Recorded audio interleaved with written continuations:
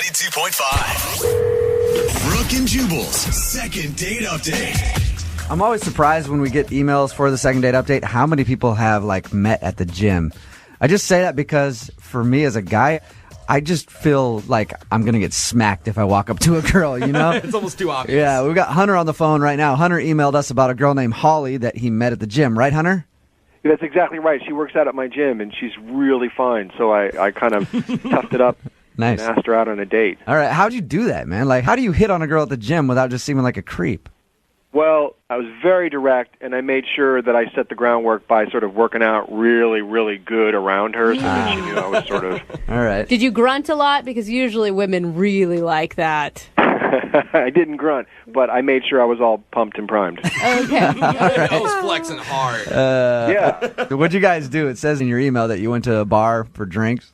Yeah, we went right around, there's a bar right by our gym. We went right there, and we just hung out for a couple of drinks. Nothing crazy or sloppy. We just talked, and it was great, man. All right. It was a fantastic date. Wait, you just went straight from the gym, like the moment you asked her out, and went straight to the bar?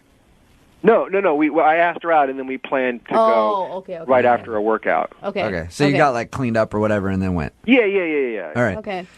What did you like about her, besides that she was fine? I mean, maybe that's her only quality. I have no idea. No. She was great in a bunch of different ways. I mean, most of it was that I could just say anything to her. We just had conversations about everything. It's like nothing was off limits. It was just a really easy-flowing dialogue about, footwear to tattoos. Mm-hmm. It was just like it was just like synergy, Yeah. Then how did the date end?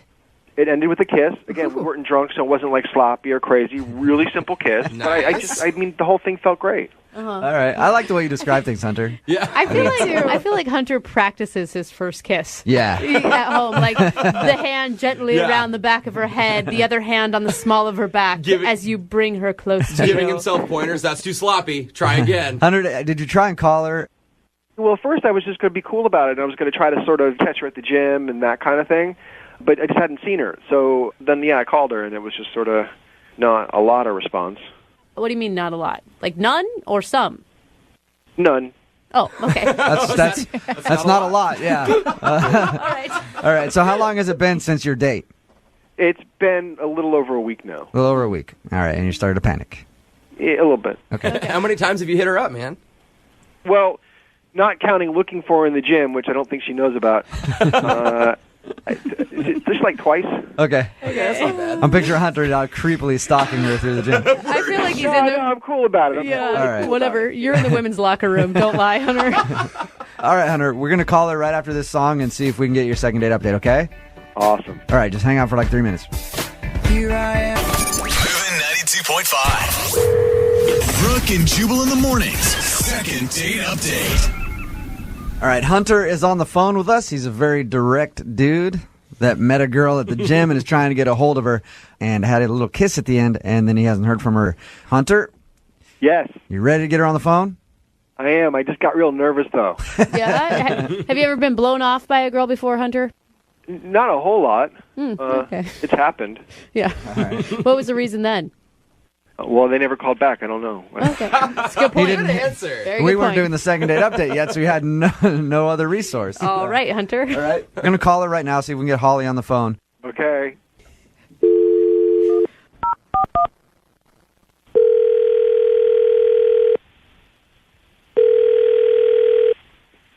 Hello, Hey, can I speak to Holly, please?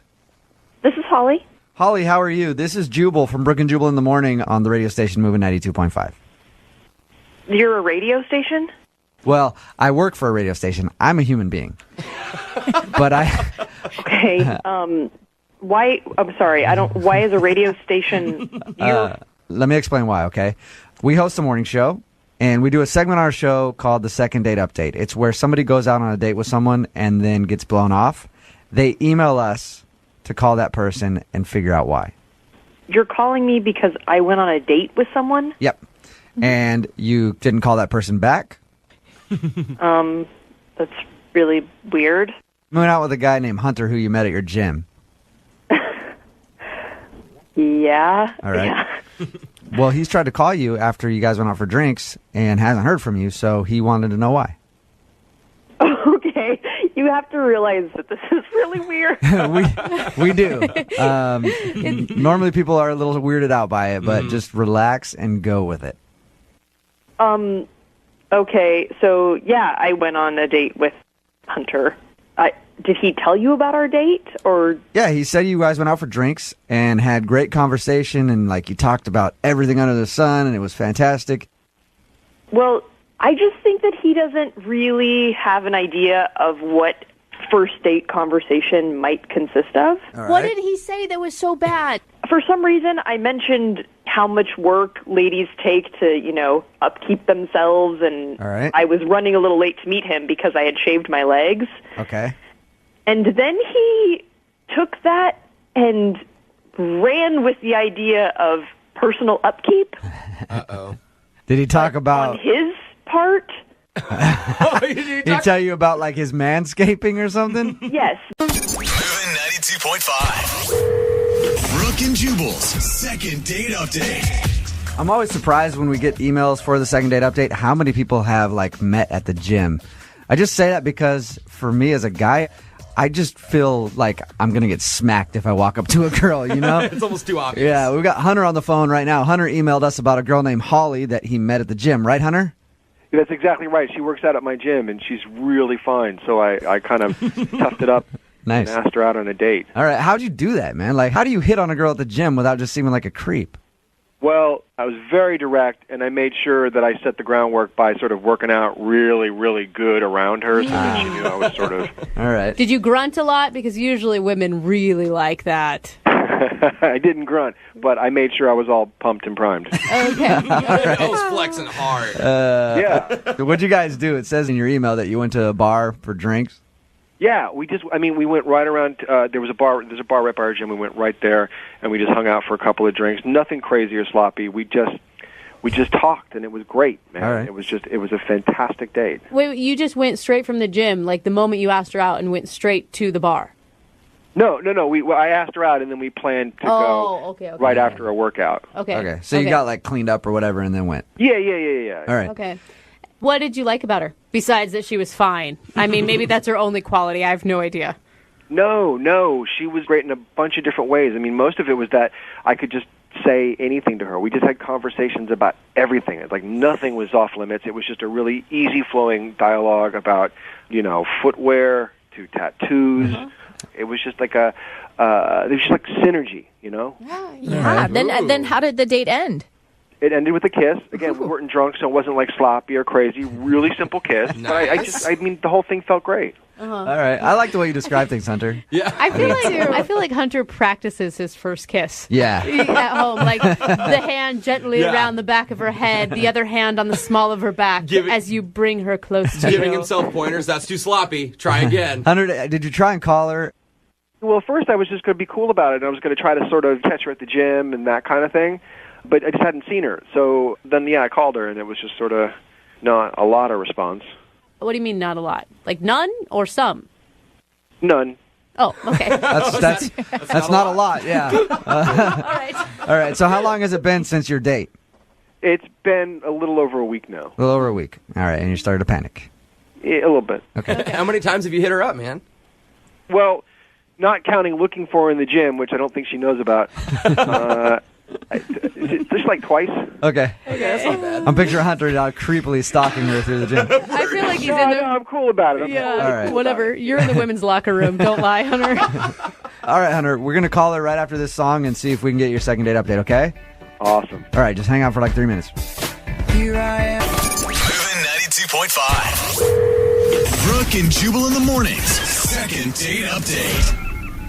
All right, Hunter is on the phone with us. He's a very direct dude that met a girl at the gym and is trying to get a hold of her and had a little kiss at the end, and then he hasn't heard from her. Hunter, Yes, you ready to get her on the phone? I am. I just got real nervous, though. Yeah. Have you ever been blown off by a girl before, Hunter? Not a whole lot. Okay. It's happened. Yeah. What was the reason then?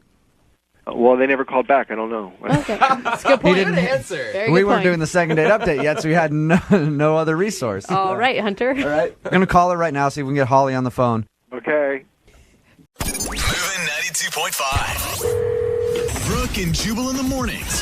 Second date update. It's my experience that people get upset when you lie on your dating profile. Yes, especially when it's a bad picture. Yeah, anytime I've been on an online dating site and had my profile up there, people are always disappointed when I show up and they realize I'm not a 42-year-old woman who just wants to go berry picking on the weekends. And I don't get why they get so angry, you know. Yeah. And I thought you were just going to lie about your height.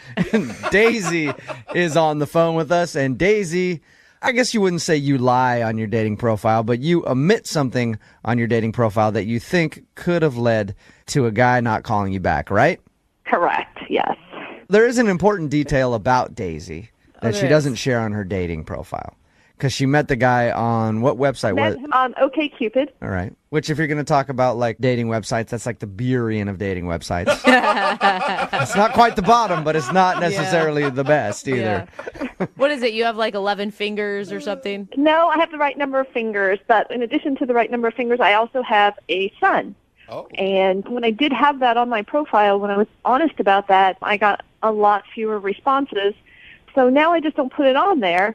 But I do always tell the person, you know, on like the first date. It's not like I try and keep it secret, you know, indefinitely or anything like that. So you're not hiding your son. You just don't want it to be something that is defining you in the world of dating. Exactly. I just kind of want to get my foot in the door, and then I tell them. Exactly. Is the reaction usually pretty good when you tell guys on a first date, like, oh, by the way, I have a kid. You didn't see that on my dating profile, but surprise. It's kind of mixed. Some guys are okay with it. Some people are totally offended that, you know, I lied on my profile. If it were me, as soon as you told me that, you would just see a cloud of dust like in a cartoon. I'd be out of there. I totally understand that, and that's why I tell people on the first date, because, you know, I don't want to lie. I just want a chance to tell them face to face, because I think that sometimes can make a difference. So what was it like when you told him on the first date, when you guys were out to dinner? Well, his name's Alex, and we ordered dinner, and I told him after the food came, and I was just kind of like, so I have a kid. Not the smoothest way I've ever done it. Yeah. Yeah. So how's your steak? It's pretty good. I have a kid. I have a child. So it wasn't the smoothest way to break the news to him that you had No, it wasn't my best. And what did he do? I was watching him, you know, because I wanted to see his reaction. And he sort of stopped and just looked at me and said, oh, that's cool. And then sort of went on. So, I mean, it wasn't horribly positive, but it wasn't horribly negative. It was just sort of generic. I think that's It just was a like- polite way of being like, ouch. Yeah. Really? You think so? I think so. Or yeah. maybe he's just saying, why are you being so awkward about it? That's cool. Like, you have a kid. I don't think so. You'd want to be like, did he ask you about how old your kid is and what sort of kid it is? It is. He did, you know. He asked about, you know, is it a girl or a boy? How old is your child? That's cool. Well, then maybe it was, because if he didn't ask any of those questions, he was just like, oh, cool, moving on. Yeah. Then it was obviously something that he didn't like. But if he was asking you questions, he might have been like, oh, that's cool. Yeah. How did the date end? I mean, were you guys having a good time? And Yeah, it ended nicely. I mean, he had picked me up, so at the end he drove me home. He gave me a kiss on the cheek, which I actually liked. I thought that was really sweet and, you know, like respectful and stuff. I totally like that. and it says, I'm not totally grossed out to touch you, but I don't want to move too fast. And the last time you did more than that, you got pregnant. So you don't want to make a mistake. Yeah. Yeah, and so that was it. And then I called him the next day, and I left him a message and just said, you know, that I had a really great time, and I appreciated how gentlemanly he was and everything like that. But he never called me back. So. Okay. And you haven't heard anything from him. Have you tried more than just that one time? Yeah, I called him a couple other times, but I didn't leave another message. It just went straight to voicemail, you know, but I didn't leave another message. Okay, well, we'll play a song, come back, call him, see if we can get him on the phone and get your second date update, okay? Great, thanks. Hold on. Moving 92.5. Brooke and Jubal in the mornings. Second date update. Daisy is on the phone with us right now. She wants to call a dude named Alex. She met him online, okcupid.com. Daisy thinks that the date went poorly once she revealed that she has a kid, because she doesn't put on her dating profile that she is a mom, because she doesn't want to scare guys off. But you have a rule, Daisy, that you always tell them on the first date, and then they can make their judgment from there, right? Correct. Okay. And that's the only thing you can think of that he wouldn't be calling you back is because he doesn't want to be an Insta dad. Yeah, it's the only thing I can think of because I thought we had a good time, except for, there was that. So why would you want to talk to a guy who isn't interested in someone with a kid? I mean, you're not going to change that you have a kid. Yeah, well, I guess I want to know for sure, and Yeah. We're just speculating. We don't know that the kid is the reason. It could be something else. Right. Okay. Well, we're going to call him, see if we can get him on the phone, and find out what went wrong, if anything did go wrong in your date, okay? Okay. Hang on.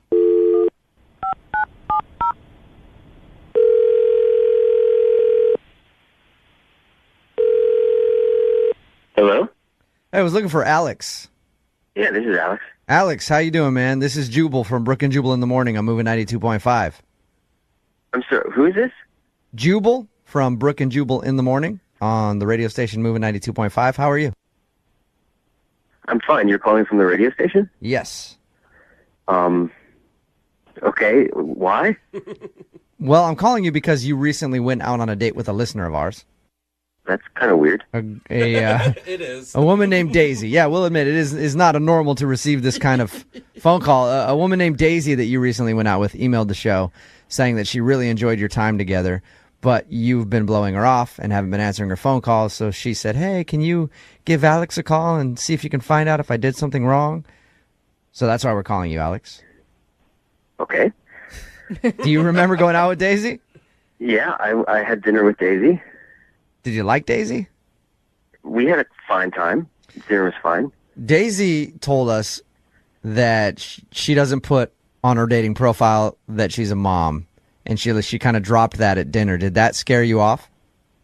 I mean, I wouldn't say that scared me off. I mean, it was a little surprising that, that's like a big part of a person's life. And like in other profiles, I feel like that information was on there. So it was a little bit shocking that she just sort of dropped that in the middle of our dinner. But, I'm not against dating someone who has a kid. Okay, so that wasn't it then? No. Do you want to see her again? Your voice just got so Yeah, your high. voice got so high-pitched, dude.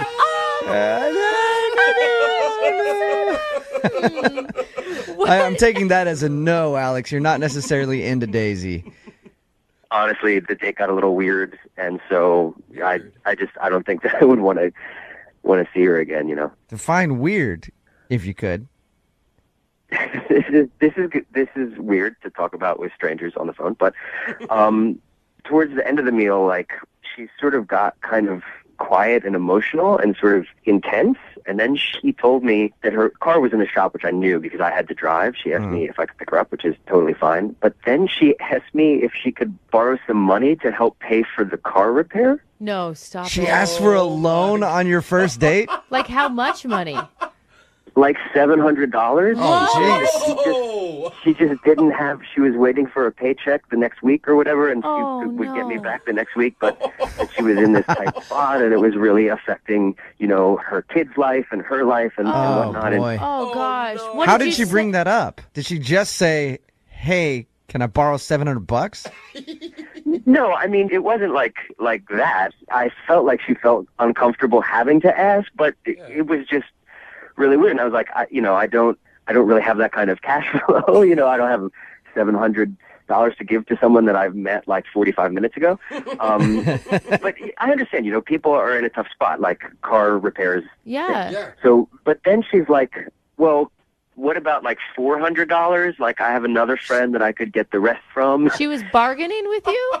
Yeah. So then she bumped it down to $4, and I was like, just as a general policy, I don't do loans on first dates. And then, Yeah. we had dessert, we went home, and I, got out of there. Oh, that's Yeah. so awful. I have a tough so time many levels. loaning money to good friends of mine, let alone somebody that I just went out on a date with. It seemed like a situation I didn't want to get into. So Not to make things weirder Ugh. than they already are for you, but Daisy is actually on the phone and heard everything that you just said. Hey, Alex.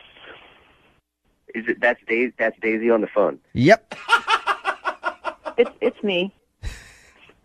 Hi. Daisy, did you failed to tell us that you asked him for a loan on your first date, Daisy? It was just one little question. You know what I mean? It didn't. Huge question. Daisy, that's a $700 question. I was going to be able to pay him back by Friday. I mean, I got paid on Friday. It wasn't like I was never going to pay him back or going to drag this out or anything like that. And, I mean, what am I going to do? I can't ask my ex-husband. He's a jerk. You know, so it just, to me, it was like a little question, and I didn't hold it against him at all that he said no, so I guess it never dawned on me that he would hold it against me that I asked.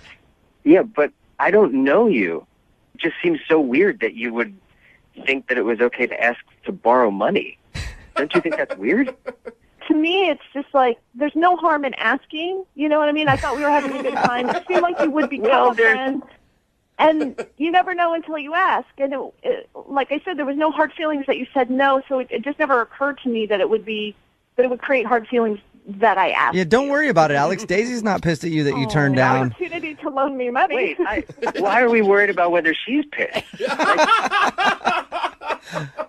know what I mean? It's like, come on, it's super weird to ask to borrow money. I mean, I don't ask friends for money. That's like something you ask family. Like, do you have an uncle or like a cousin or something? Like, rather than asking someone that you just met on a first date? I mean, I suppose if I had someone else, I would have asked them, you know, but it feels like, to me, it seems like super judgy to make assumptions about a person based on one question that they asked, you know. Daisy, if I went out on a date with someone, and they started telling me they were having money problems and then asked me for cash, I'm going to judge them. Yeah. Oh, And I'm going to say that you're trying to, like, milk me out of money, especially if I met you online. I don't know you at all. Not a lot of trust can be had in a person that you just met on a first date asking for money. I mean, I get what you guys are saying. I totally do. And I just didn't look at it that way because I am totally honest, and I did have the money on Friday. I would have totally paid him back. So it didn't dawn on me that, you know, people would jump to that conclusion. Regardless of all of that, I did have a really great time on our date, and I would like to see you again. Alex, would you like to go out with Daisy again? Please. We will pay for a second date. Daisy, I'm not paying for any car repairs. Guys, be But nice. we will Stop pay for attacking a second Daisy. date if you'll go out with Daisy again, Alex. You know what? I will. I'll go out with her again. I mean, it was a really awkward, weird first date, but that's not the first awkward first date I've had. Wow. All right. Awesome. Nice. Daisy, you Congratulations, you two. Thank you. You're welcome. They're cute. Alex, don't leave your wallet out on the table. Oh, Jubal flag. Brooke and Jubal in the morning. For today's second date, Jeff is on the phone with us. He's a Southern gentleman who just moved here. Met a girl online. They went out to dinner. Nothing really crazy about dinner. Said they had a good time. The only thing that happened, and is the reason that he thinks he's not getting a call back, is that during dinner he realized that he forgot his wallet in her car because she had to drive because his car isn't here yet. So he asked for the keys, went out to the car, grabbed his wallet, came back in and still paid for dinner. Yeah. But he thinks that might have been kind of weird for her. It is kind of weird to be like, hey, first date, don't know you very well, but can I have your keys, please? So we're about to call her right now. Jeff, you ready to go for your second date? I think so, yeah. And all right. Why do you want to call this girl? I mean, I just think if I was new to town, I'd want to date around a little bit. I do want to date around, but you know, I want to see her again first. I want to follow up with her and spend a little more time with her first. Yeah, you're not trying to fall in love with her, right? Well, I don't know. I mean, who knows? That's kind of the whole point of dating, but I just want to see where it goes. I guess you don't know unless you get a second date, right? Yeah, that's right. Okay, well, gonna call her right now, get her on the phone, and see if we can find out why she's not calling you back. All right. All right, here we go.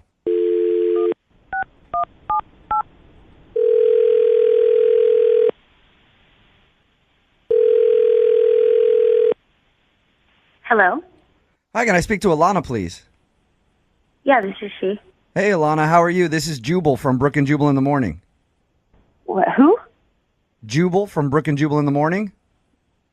I don't know who that is. I'm sorry. That's all right. There's a lot of people that don't know who it is.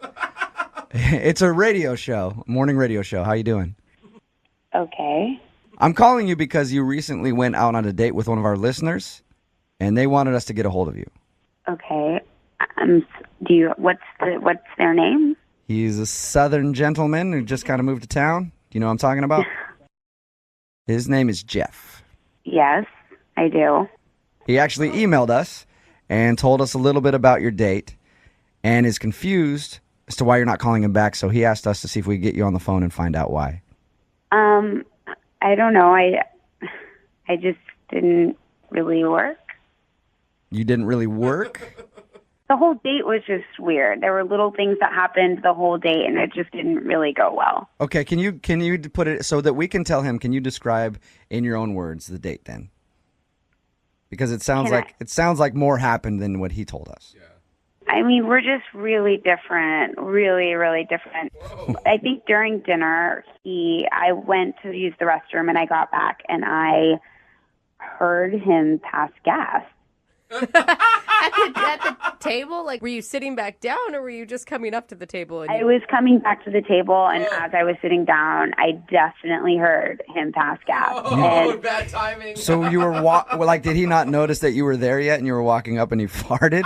Right, basically. He didn't say a single thing about it, and I just kind of sat there and thought, okay, well, I guess we'll just let this go. Did you guys have that awkward moment where you both know that the other one farted and you kind of sit there in silence for a second, like, is somebody going to bring it up? And then you go, I did, but he kind of seemed like it was totally fine. Oh, but what is he going to say? I mean, you'd have to pretend like it didn't happen on your first date at dinner. Yeah. Well, I kind of tried to just forget about it, but then we get to paying for the check, and he tells me that he thinks he left his wallet in my car and whatever. I mean, I get it. Like, maybe it just fell out of his pocket or something. So I gave him my keys, and I was praying that he wasn't going to, steal my car or do anything.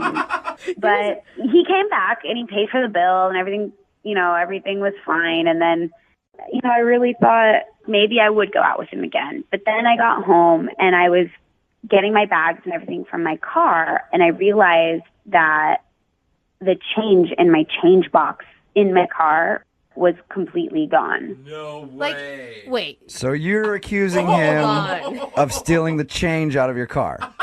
100%. Oh, no my Are God. you 100%. Really? I had quarters in there. I know I keep my change there as my little, thing where I just throw my change. It was completely gone. Why All I could think was that this hillbilly from the South took my change, stole from me. So I wasn't even going to, he tried calling me, he texted me a couple times. I did not even want to respond. I don't even want to see him again.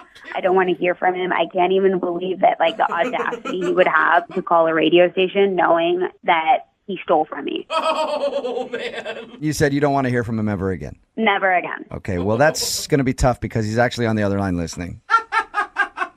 You actually noticed the change was gone for your car? What is going on? That's Jeff. Oh, my God. Hey, Alana, it's me. It's Jeff. I've been here the whole time. I don't want to talk to you. You know what you did, and I don't want to talk to you. Alana, don't you think you're being a little paranoid, accusing Jeff of stealing the change out of your car? I highly doubt that Jeff took the change out of your car. I took it. What? You did? You actually stole change? Alana, just listen for a second. First off, it was a couple bucks, and it was a tip. It was a tip. You actually stole it? I checked my wallet. The cash was a little bit low. This is a joke. I needed a little extra for the tip. It was only a couple bucks. That's something I learned in the South. You tip good when you go out. Yeah, but your own money. I was going to pay it back on a second date. It totally slipped my mind to even mention it. A second date? You really think I would go on a second date with you after you stole from me? It's not stealing. I was borrowing it, and I was going to pay it back on the second date. We do that all the time in the South. It's no big deal. You do, Jeff?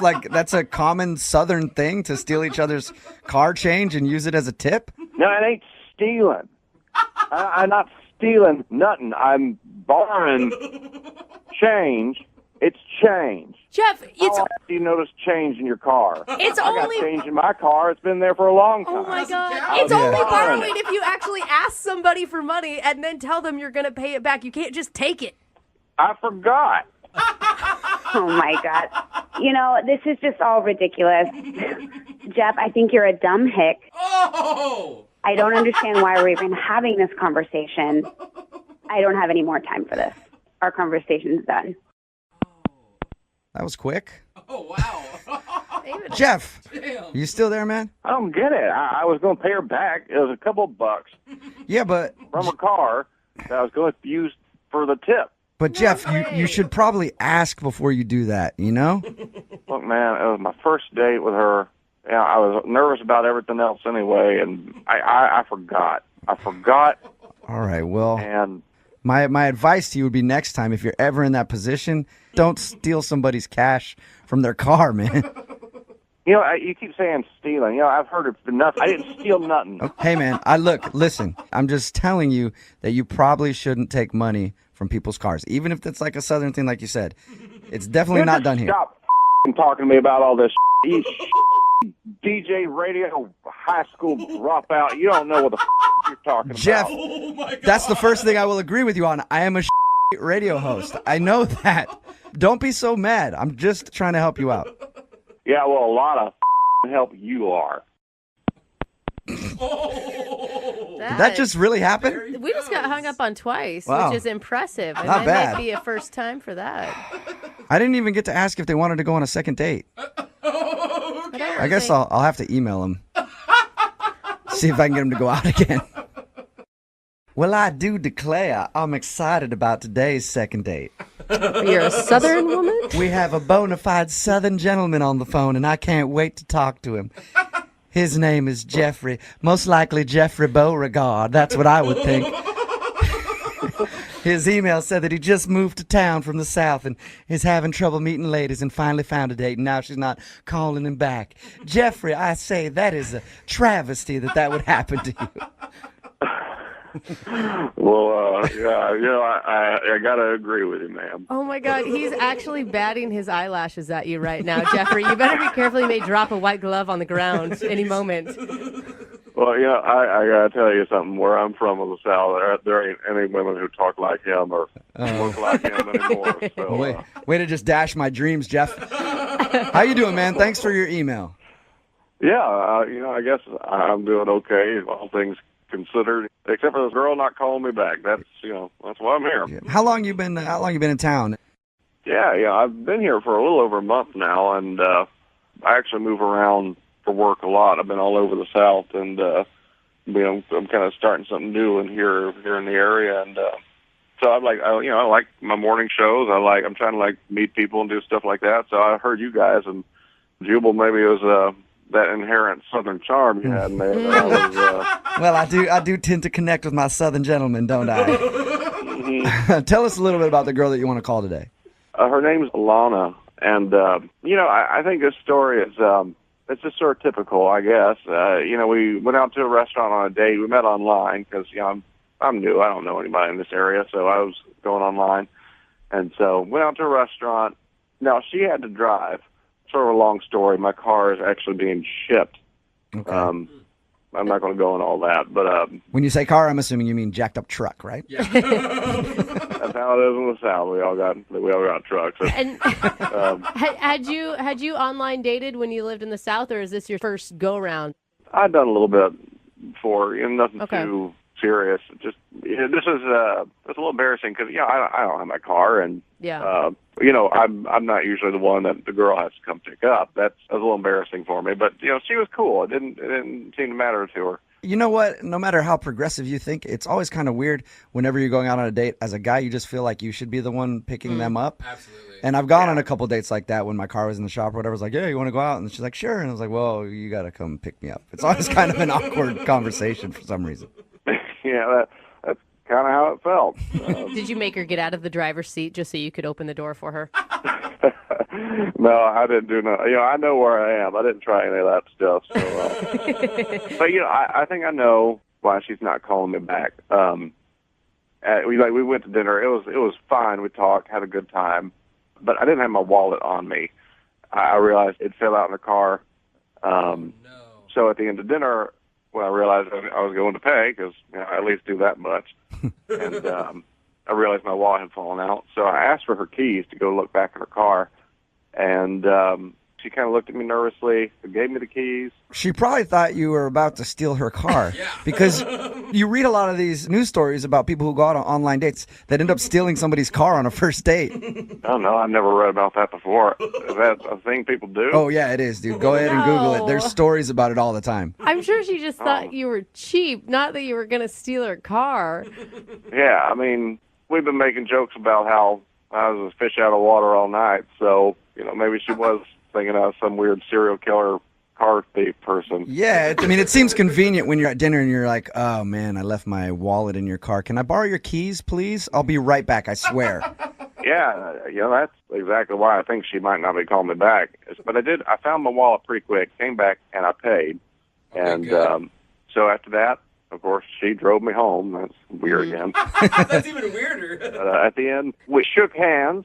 It was the first date. I didn't want to kiss her, not on a first date. That's not how I was raised. So can I ask you, did you offer your hand first, or did she offer the handshake? I think I offered mine. Yeah, I offered mine first. Okay. That's weird. Put her there. So, at the end of the night, I just leaned over, shook her hand, and she smiled, and I was like, I think I said something like, this was a nice time, and I think, if you'll be hearing from me again, I hope I see you soon. Something like that. And what was her response to that? She said she had a fun time, and I said, can I call you again? And she said, sure. And did you call her again? I've only called once. I have texted like 3 or 4 times. It's a little confusing because I know it was a little crazy asking for her keys and like that kind of thing. Mm-hmm. But I came back. I didn't steal her car. I didn't do nothing like that. And she said she had a lot of fun. So I'm just confused. Okay, well, we'll play a song, come back, and then find out if you got a second date or if you get ditched. All right. Thank you. All right, man. Hold on.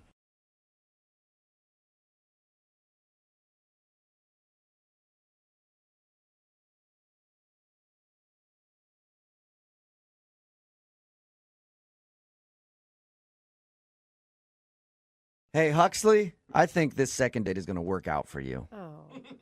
Really? Yeah, I do.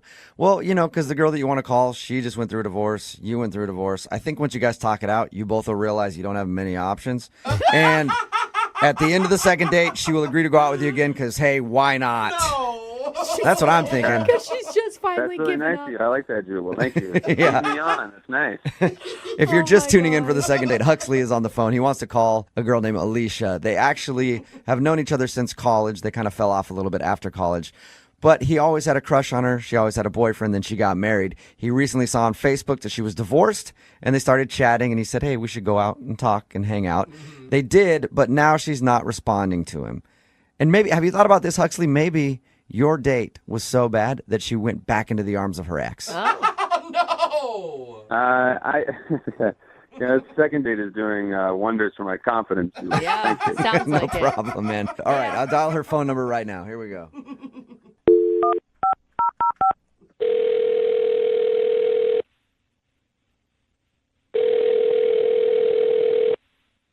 Hello? Hi, is this Alicia? Yeah, this is Alicia. Hi, Alicia. This is Jubal, and I host a radio show called Brooke and Jubal in the morning. What? My name is Jubal, and I host a radio show called Brooke and Jubal in the morning. Have you ever heard of it? I don't think so. Wonderful. It means we're doing our job. Yeah. I actually wanted to call you today to ask you about a guy that you recently went on a date with. What? Mm-hmm. We do a segment on our radio show called The Second Date or Ditch. That's basically where if you go out on a date with somebody and then don't call them back, they email us to see if we can get you on the phone and ask why. Oh, okay. That's fun, I guess. It is One kind of way fun. to I put like it. it. And the guy that emailed us about you, his name is Huxley. Huxley? Huxley, yeah. Do you know a lot of Huxleys? I feel like that's not a very common name. No, I only know one Huxley. And have you gone out with Huxley lately? Yes, I did hang out with him recently. Okay, good. We've got the right person on the phone then. Well, Huxley is wondering why you won't answer any of his Facebook messages or phone calls or anything after you guys hung out. I mean, I don't know. You don't know what? I don't know why I haven't called him back. What? Come on. Yes, You do. have to know why you haven't called him back. There's got to be a reason. I don't know if I should talk about it. Why not? He's the one that's asking. I mean, this is a radio station.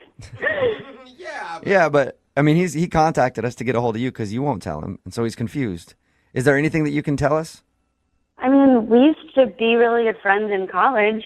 Come on, you gotta give this man something. He has been crushing on you hard for a really long time. He has? Yeah. He says he's had a crush on you since college, and you always had a boyfriend, so he could never ask you out. And then he saw that you were recently single, so he decided to take the chance, and you guys actually went out. Yeah. And now he wants to see you again, but apparently you're not calling him back. I mean, that's really flattering, but I don't think I'm going to go out with him again. Oh, but you should have heard the way he described you and your beautiful smile and how lovely you are and what a good person you are. Super cute. I know. I mean, he is a really nice guy. I mean, Huxley is great. Okay, so if you like him so much and he's a really great guy, why not give him the respect of at least letting him know why you don't want to go out with him again? Okay, fine. I just don't want to date a guy who's been divorced. Wait. What? You don't want to date a guy who's been divorced? No, it's a huge turnoff to me. Well, Wait, though. Huxley told us that you were recently divorced. Is that not true? That is true. I just don't want to date a guy who's divorced. Wait, is it because you're just not ready to date yet? No, I don't want to date a guy with all of that baggage from being divorced. It's a lot to deal with. But You you're can see how that divorced. sounds a little strange, though, right? Like, you're divorced, and you're saying you don't want to date a guy who's divorced? Yeah, I mean, it's just different. It's very different. All right, so even though you've been divorced, you just will not date a dude who's been divorced. Yeah, that's right. You understand how hypocritical that sounds, right? I mean, divorced guys are just always bitter, and they're always talking about how women are going to take their money just like their ex-wife did. That is a huge, huge stereotype that I don't think holds true. Those are the guys that I've met. I know a lot of divorced dudes, and I've never heard one of them say that, actually. Well, you're not dating them, are you? No, unfortunately, because a few of them are loaded, and I would love to take their money. Hey, Alicia, it's very interesting reasoning. Thank you for being honest with us and giving us an answer. Yeah, I just prefer a single guy who is completely unattached. That's Weird. It's just my thing. Okay. And my thing is surprising people by letting them know that somebody's on the other line when they're listening. And Huxley is actually on the phone and heard this whole conversation and wants to talk to you. No, he's not. Yep. Yeah, I'm here. Okay. I don't understand your reasoning at all. It makes no sense. It's just my thing. I don't want to date a divorced guy. But you're divorced. Yeah, but you're a divorced guy, and I'm a divorced woman, and it's very, very different. What? I don't think it's very, very different at all. The difference is I divorced my husband, but you lost your wife. So it's a very different dynamic. What? Oh my God. Yeah, I won my divorce. You lost yours. So you have more baggage because you didn't win your divorce. Are you kidding me? It's not a board game. So are you saying, Alicia, that because you're the one that divorced your husband, you have less baggage than Huxley? Yeah, when we were at the bar, he told me that his wife broke up with him. I mean, I left my ex, so there's a big difference there. Oh my God. I did not know that. I didn't either. Shit, my ex and I split like 7 years ago. It was like an amicable split. She left, but it was completely like amicable. Both sides agreed that it was over. So it sounds like you're changing your story now because that's not what you told me at the bar. What are you talking? I mean, I said she left me, which implied like she left the relationship. I mean, I would have thought differently if you had left her, but it sounds like you are not the one in the driver's seat in this relationship. Are you guys listening to Alicia, this? Are you just being mean and petty because you're really hurt by your own stuff you're going through? No, I'm not being mean and petty. I'm telling this guy what I want out of a relationship. How is that being mean and petty? So you like me better if I divorced my wife? Yeah.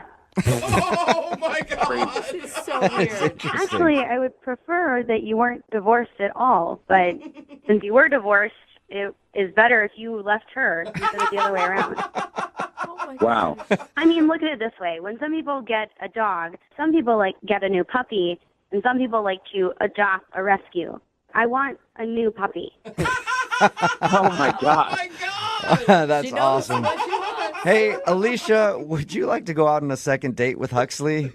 I probably know the answer, but we will pay for a date if you go out with him again. You know, I think I made my point pretty clear, but I still would like to be friends with him. Hey, a little rescue. Alicia, how can I possibly just be friends with you after all of the stuff you just said about me? You're damaged. I just don't want that in a relationship, but I am fine working with you through it as a friend. I can't do it in a I'm not relationship. damaged. You're damaged. Pure damage. Like, this is, like, hear yourself. You are damaged. You are the damaged one. But I'm not as damaged as you because I left my husband. All right. I'll let you guys argue this out later about who's the more damaged in this situation. Alicia, thank you for your time. Huxley, I'm sorry you didn't get a second date out of this whole thing. Yeah, thanks. But you know what I will do for you, Huxley? What's that? I'll ask our listeners. Text in at 78592. We have a beautiful rescue on the phone. His name is Huxley. If you'd like to adopt him, text us 78592. You know, dating is a lot like shopping at the grocery store for a grapefruit. What? What the? You can either sift through all the grapefruits to try to find that perfect one, you know, or you can take the easy way and just grab one of the ones on the outside that's been kicked around a little bit. It's a little damaged. It's a lot easier just to go for one of those grapefruits, you know. Sure, it might have some bugs and some bruises, A little squishy. but it's still a grapefruit. And that's what Huxley did today. Huxley's a man after my own heart and decided to go after the damaged grapefruit. Still working on this analogy. Hey, Huxley, what's the grapefruit's name? The grapefruit's name, she's actually a woman. Her name's Alicia. Alicia, all right. And tell us a little bit about Alicia. So Alicia and I go like way, way back. We were good friends in college, and I was always like that guy that had a crush on her. Okay, wait. So you're the damaged grapefruit or she's the damaged grapefruit? Well, I guess in this scenario, we're both damaged grapefruits. A couple of damaged grapefruits trying to go out and have a good time. Yeah, I always had a crush on Alicia. She's always been like the most attractive girl, so she, of course, always had a boyfriend. And every single time that something would happen with her and her boyfriend, I was always the guy that was there for her. Oh. Well, you were trying to position yourself, right?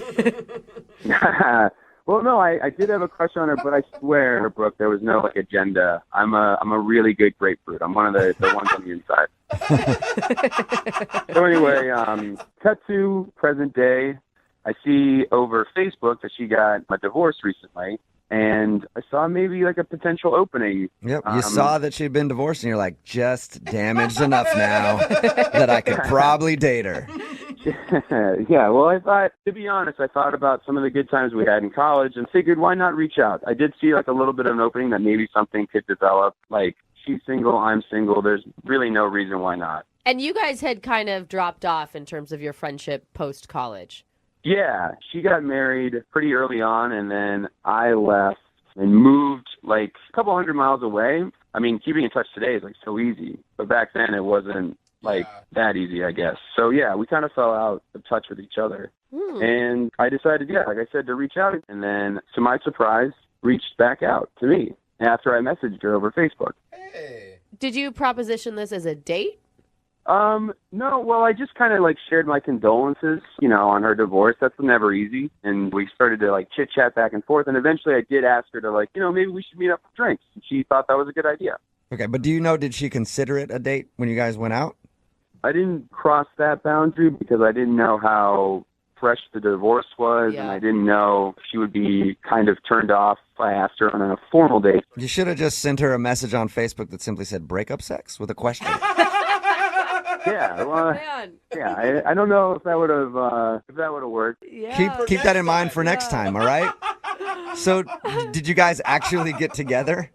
We did, yeah. We met at a bar, and when I saw her walk through the door, it was like a total flashback to college, and like a lot of feelings were immediately felt by me. She did not age at all. I was like smitten, I guess. I don't know. I was cute. taken aback. It was cool. Like, it was a cool moment. Yeah. So how did drinks go? It was good. We had a couple of drinks. We caught up, and then she kind of opened up to me about her marriage, and because I knew the guy, and actually, like, her vulnerability allowed me to open up about my divorce that I had too. So how did everything end with you guys? Well, I mean, we were, had another drink, and we decided to call it a night. And on my way out the door, I still was venting a little bit about my breakup, which was nothing like hers. My marriage only lasted like a year, and that ended like 7 years ago, which it's not even on my radar. I don't even know why I said this next thing, but while we were walking out the door, I admitted that the last 6 months of my marriage, we didn't even like have sex at all. Okay. Right when I said it, it was like word vomit. You feel like that was too much information for her? Yeah. She played it real cool, and she was real nice about everything, but it's like one of those moments where you like speak too much, and now like you can't take those words back. And I felt like maybe that's the reason why she hasn't called or texted me back, because it was a good date other than that. Okay, but did she know it was a date? Yeah, it doesn't sound It like doesn't a date. sound like it, yeah. Well, for me, it was a date. It was nice. And, I did ask her, like I said while we were leaving, that we should hang out again as like a formal date invitation, So, You said, quote, as a formal date invitation. no, I'm not. I'm a grapefruit, not a robot. I said, like, we should hang out again. This was fun. Again, that doesn't sound like a date. Well, like, the way I said it, though, was like, there was, like, a vibe. I was sending some signals out that it was, like, more than just friends. Okay. So, and what did she say to that? She said, yeah, and she was, like, enthused, and it was cool, and that was the last I heard of Alicia, Like, I reached out to her again on Facebook to try to put some dates on the calendar so we could go out, and then I haven't heard from her. And on Facebook, you can see when they've seen your message, and I know she's seen the messages, which is... Have you sent her a message in all caps saying, I know you're seeing these, answer? I'm teaching you a lot of good tools here, Huxley. I like that advice. Yeah, you're laying down some good stuff. I am writing it down. We'll play a song, come back, and then find out if you get a second date or if you're going to get ditched. Awesome. Thank you so much. Yeah, man, hang on.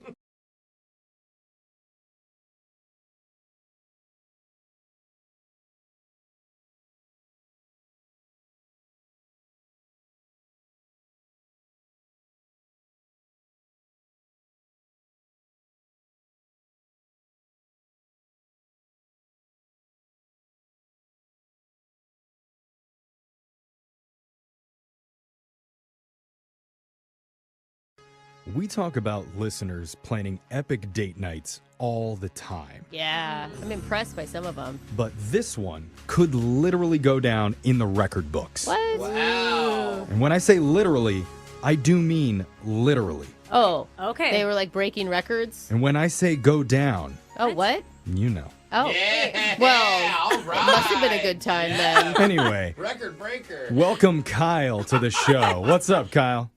Not much. How you guys doing? Oh, Hey, what's up, buddy? you sound like a crazy record breaker, Kyle. Yeah, it sounds like you got a lot of energy. So tell us about the girl that you went out with. What's her name? Her name's Abby. She's pretty awesome. We met on Hinge. Okay. How long did you talk with Abby before your guys' first date? I don't know, maybe like a good week. Okay. Okay. Maybe even a little bit more than that. What did you find attractive about Abby? Well, I mean, she's beautiful. Like, a lot of her photos were travel, like, around the world, and I love traveling, and she looks like she likes to have a lot of fun, and so... You know that's a strategy, right? That we put those photos... Okay. Yeah. anyways. Of course, and it Just worked, checking. Alexis. Yeah. It's fine. Okay, so what did you and Abby end up doing for your date? You mentioned something about breaking records in your email. Yeah, so she's got a pretty crazy schedule, so we were having a hard time pinning down a date, and, like, the only time she had open was a night I already had an event planned with some of my buddies. Okay. So I just thought, you know what? My friends are nice guys, and even though it was a big event, I would have a lot of time to like spend with her. So I invited her along. I don't think that's a bad idea. No? No, there's not very much pressure. You know, it's more of a hangout, like get to know you situation. I mean, I guess depending on what the event was with your buddies. That's Maybe I true. should ask that. Yeah, what was it? Yeah, so I guess like in hindsight, maybe it wasn't the best thing Uh-oh. to invite her to. So like you've heard of the Guinness Book of World Records, right? Yes. Yeah. Sure. Never heard of it. So I have always, since I was a kid, always wanted to be in it. And I found one that my friends and I have been working towards. So, okay, my buddy owns a bar. Okay. It's the Guinness Book of World Records has a woman in Germany. She opened 8 bottles of beer with her feet in under a minute. Whoa. Wait, you were trying to break that record that night? I mean, it's not the first time I've tried, but this was like the real, like, this is going to be it. Official. Okay. Wow. I thought you said you'd have time to talk to her. Oh, dude. But having a girl watch you break a world record, like, there's no other. Does that cut up your toes? I'm sure it does. Yeah, I mean, what are the rules of this? So basically, you use like duct tape and you put bottle openers on your feet. Oh, okay. Okay. So That sounds more realistic. You're at a Yeah. bar with your buddy walking around with bottle openers duct taped to your feet trying to impress a lady. Not the whole time. I mean, like just like for the competition. But of course, like when we walk in, all my friends are there. There's other people there who are like, they know what's happening. So they start chanting my name. They're like, Kyle, Kyle, Kyle. So she looks at me like, what is going on? Wait a But, minute. like, You didn't prep her beforehand? She was looking around like, what's going on? You didn't tell her Yeah. what you were going to be doing? yeah, sort of. Oh, So man. she walks in and like sees her date with bottle openers strapped to his bare feet, and she's thinking, "Oh God, this is the I guy." hope nobody orders a beer. I mean, look, I didn't want to brag about it. I didn't want to like say, I'm going to be doing this really cool thing. No, you're right. You shouldn't brag about that. I mean, the thing is, don't lie about the schedule. You invited her there because you were the star of the night and you thought you would impress her, which is fine. But let's just be honest right now. Of course. Yeah, okay. Well, I mean, there's worse things. So I don't think it was that bad. Okay. You know, Okay, it's maybe fine. we're too quick to judge this. Yeah, it sounds kind of fun. Tell us more about what happened once Abby got there and you guys were hanging out with your bottle open feet. Well, hold on. I was just like say the bottle openers weren't on my feet yet. We were just Okay. like having a good time, and then it was time.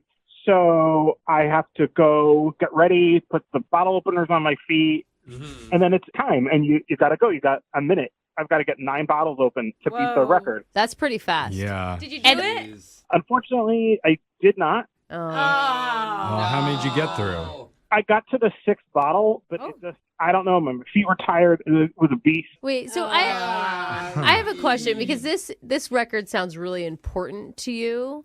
After you didn't do it, did you like pout? I mean, were you a sore loser? I don't think I was. It was one of those things, I wasn't going to let it ruin my life or even ruin my night. Did you at Okay. least give her one of the opened foot beers? Ew. He's like, You could sign the back of it. Gross. I'll sign the back when I actually Oh. beat the record. he's like, Yeah. yeah, Makes look, sense. I'll make you a martini. Grabs Makes the shaker sense. with his foot. And Yeah. just starts- Yeah, that's true. You don't want to drink out of one of the shameful failed Hey. foot beers. Yeah, Yeah, true, no. true. You know what they say about a man that's good with his feet, though? That's good with He's the- What? weird. I don't know, but Okay. it sounded Oh. like the good start of something. Yeah, maybe. So, I mean, it sounds like kind of a fun event for the crowd, but was Yeah. there any actual romance happening between Yeah. you and Abby during this whole time? Doesn't seem romantic. No. No. But it's funny. There was a part where I told her, we were talking about the competition. I said, anybody could do this. I bet you could do it. Let me see your feet. And, she took her shoe off and she let me see her foot. And that was pretty cool. Okay, Wow, yeah, you're I right. love that. Very on a first hot. Date. Okay. Yeah. Oh, okay. So, how long has it been since this happened? Almost 2 weeks. 2 weeks. And how did you leave that night? We both drove there separately. So it was a hug and a kiss on the cheek. Okay. All my friends were around. So I was going to be, Ah. Oh, okay. You missed the opportunity to drive her home with your feet, bro. Now that one is sealed the deal. That's impressive. Foot high five. Yeah. It's a good sign, though. No, that, no, no. It's a good sign, though, that she at least gave you a hug and a kiss at the end of the night. So maybe there is a chance here. And showed her foot. Okay, yeah. Yeah, no, that's racy. even. Yeah. So let's give it a shot. We're going to play a song. We'll come back, dial her number, maybe using my feet. Oh, please don't, Oh. Jeff. We could be here for 17 minutes, but we're going to do your second date right after this. Thank you, guys. All right, hold on, man.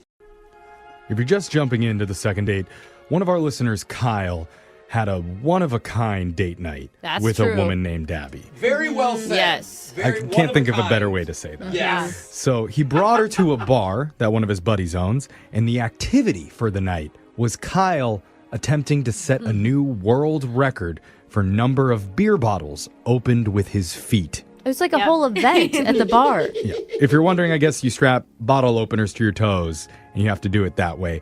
8 was the record to beat in under a minute.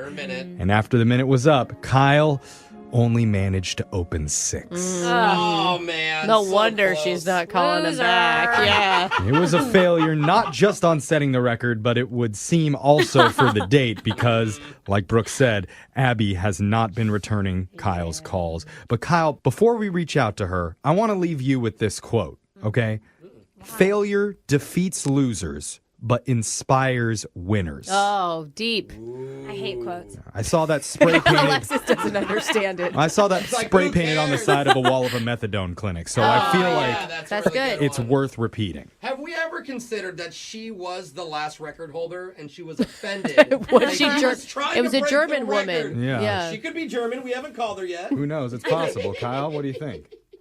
Sure.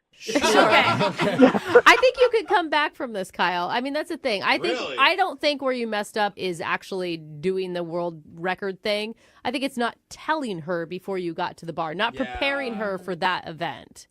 Yeah, maybe you're right. But I wasn't trying to trick her or anything. It was a surprise. Yeah, You weren't being right. a creeper or a weirdo or anything. You were just doing your own thing. It's kind of a bro night. It's always good for a person to have passions. Yours are just a little bit different than Yeah. others. Did you hear, Jose? You're not a creeper. You're just a guy that opens bottles with his feet. Makes sense. There's a difference. Okay, so here we go. I feel ready to make this call. Do you feel ready? I do, absolutely. All right. Okay. All right. That's the winning attitude that we need. I'm going to dial Abby's number right now. Here we go.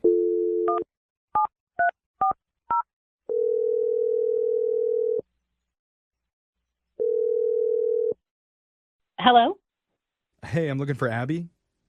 this is Abby. Hi, Abby. My name's Jeff. I work on a morning radio show called Brooke and Jeffrey in the Morning. Oh, I know your show.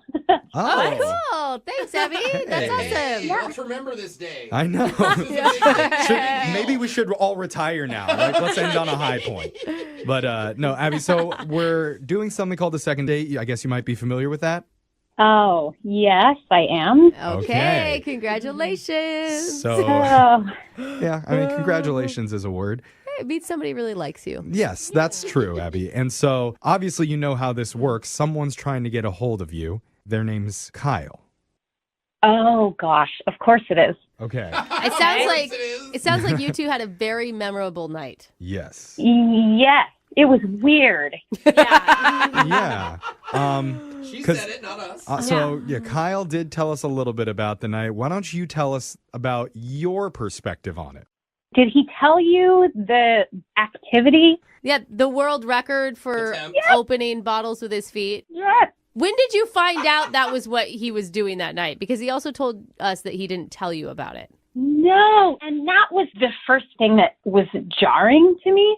Because I'm thinking we're just going to go to a bar and get to know each other, and it's going to be him and I. And I knew this was a bar that his friend owned. And so I'm like, oh, cool, I'll get to meet his friend. Yeah. But I did not expect all of his friends to be at the bar. And I certainly didn't expect when we walked into the bar for them to be chanting his name. Oh, yeah. That must have felt pretty cool. No, this is horrifying for me. Were you thinking that a lot of the people there thought you were just a groupie? I kind of think I lost the ability to think for a minute because I just was in shock. So wait, at that point, when they're chanting his name, you still have no idea why? No. Oh, no. So after the chanting dies down and his friends are coming up and hey man, you ready? And he tells me, he's like, okay, here's the thing. I'm going to try to beat a Guinness World Record tonight. I was like, what? And then he tells me what it is. Again, what? Yeah. So are you saying the reason you're not calling him back is because of just the surprise of finding out what the activity for the night was? Well, that's one reason, but there are more. Oh, okay. Yeah, so we're there and we're things are settling down and I'm feeling a little better and this is going to be okay. And I'm it's just a silly thing, right? Right. Yeah. So he goes over against the wall and he takes off his shoes and he's doing these feet exercise things against the wall. Stretches. Okay. There's just something about being barefoot in a bar that grosses me out. Yeah, it's kind of like gag worthy. And so then like I'm going toward him to like see what kind of exercises he's doing, and his friend intercepts me and is like, so glad that Kyle brought you, but you can't really talk to him right now, and like you need to leave him alone because he has to focus. Are you talking like 5 minutes before he does this thing, or? I don't know what time he's going to do his thing, so I don't know. Yeah. I wonder what Kyle would think about this because, as you probably know, Abby, Kyle's been on the other line listening this entire time, and he wants to talk to you. I forgot that part. You did. Kyle, put your foot up to the speakerphone, okay? We want to be able to hear you. Hey, Abby. Hi, Kyle. Hi. So first, I just want to say I did not realize that my friends like took you aside. I did not tell them to do that. That was way out of line. Okay. Sometimes your friends can be overprotective. Yeah. So I just want to say I apologize for that. And like, I'm not trying to make a joke here, like no puns, but like he really put his foot in his mouth. Okay. That was a pun. That was well done. Nice, dude. I approve. Hey, that's a good start though, Kyle. I mean, Abby. Thank you. I appreciate that. But like something else that you didn't tell me that one of your friends told me that I just think is, I don't know, is that like if you were going to break the record, that you were probably going to be gone for a while because these people in Japan had offered you a position on some like game show tour over there to be like a professional feet bottle opener. Wait, what does that mean? Kyle, explain.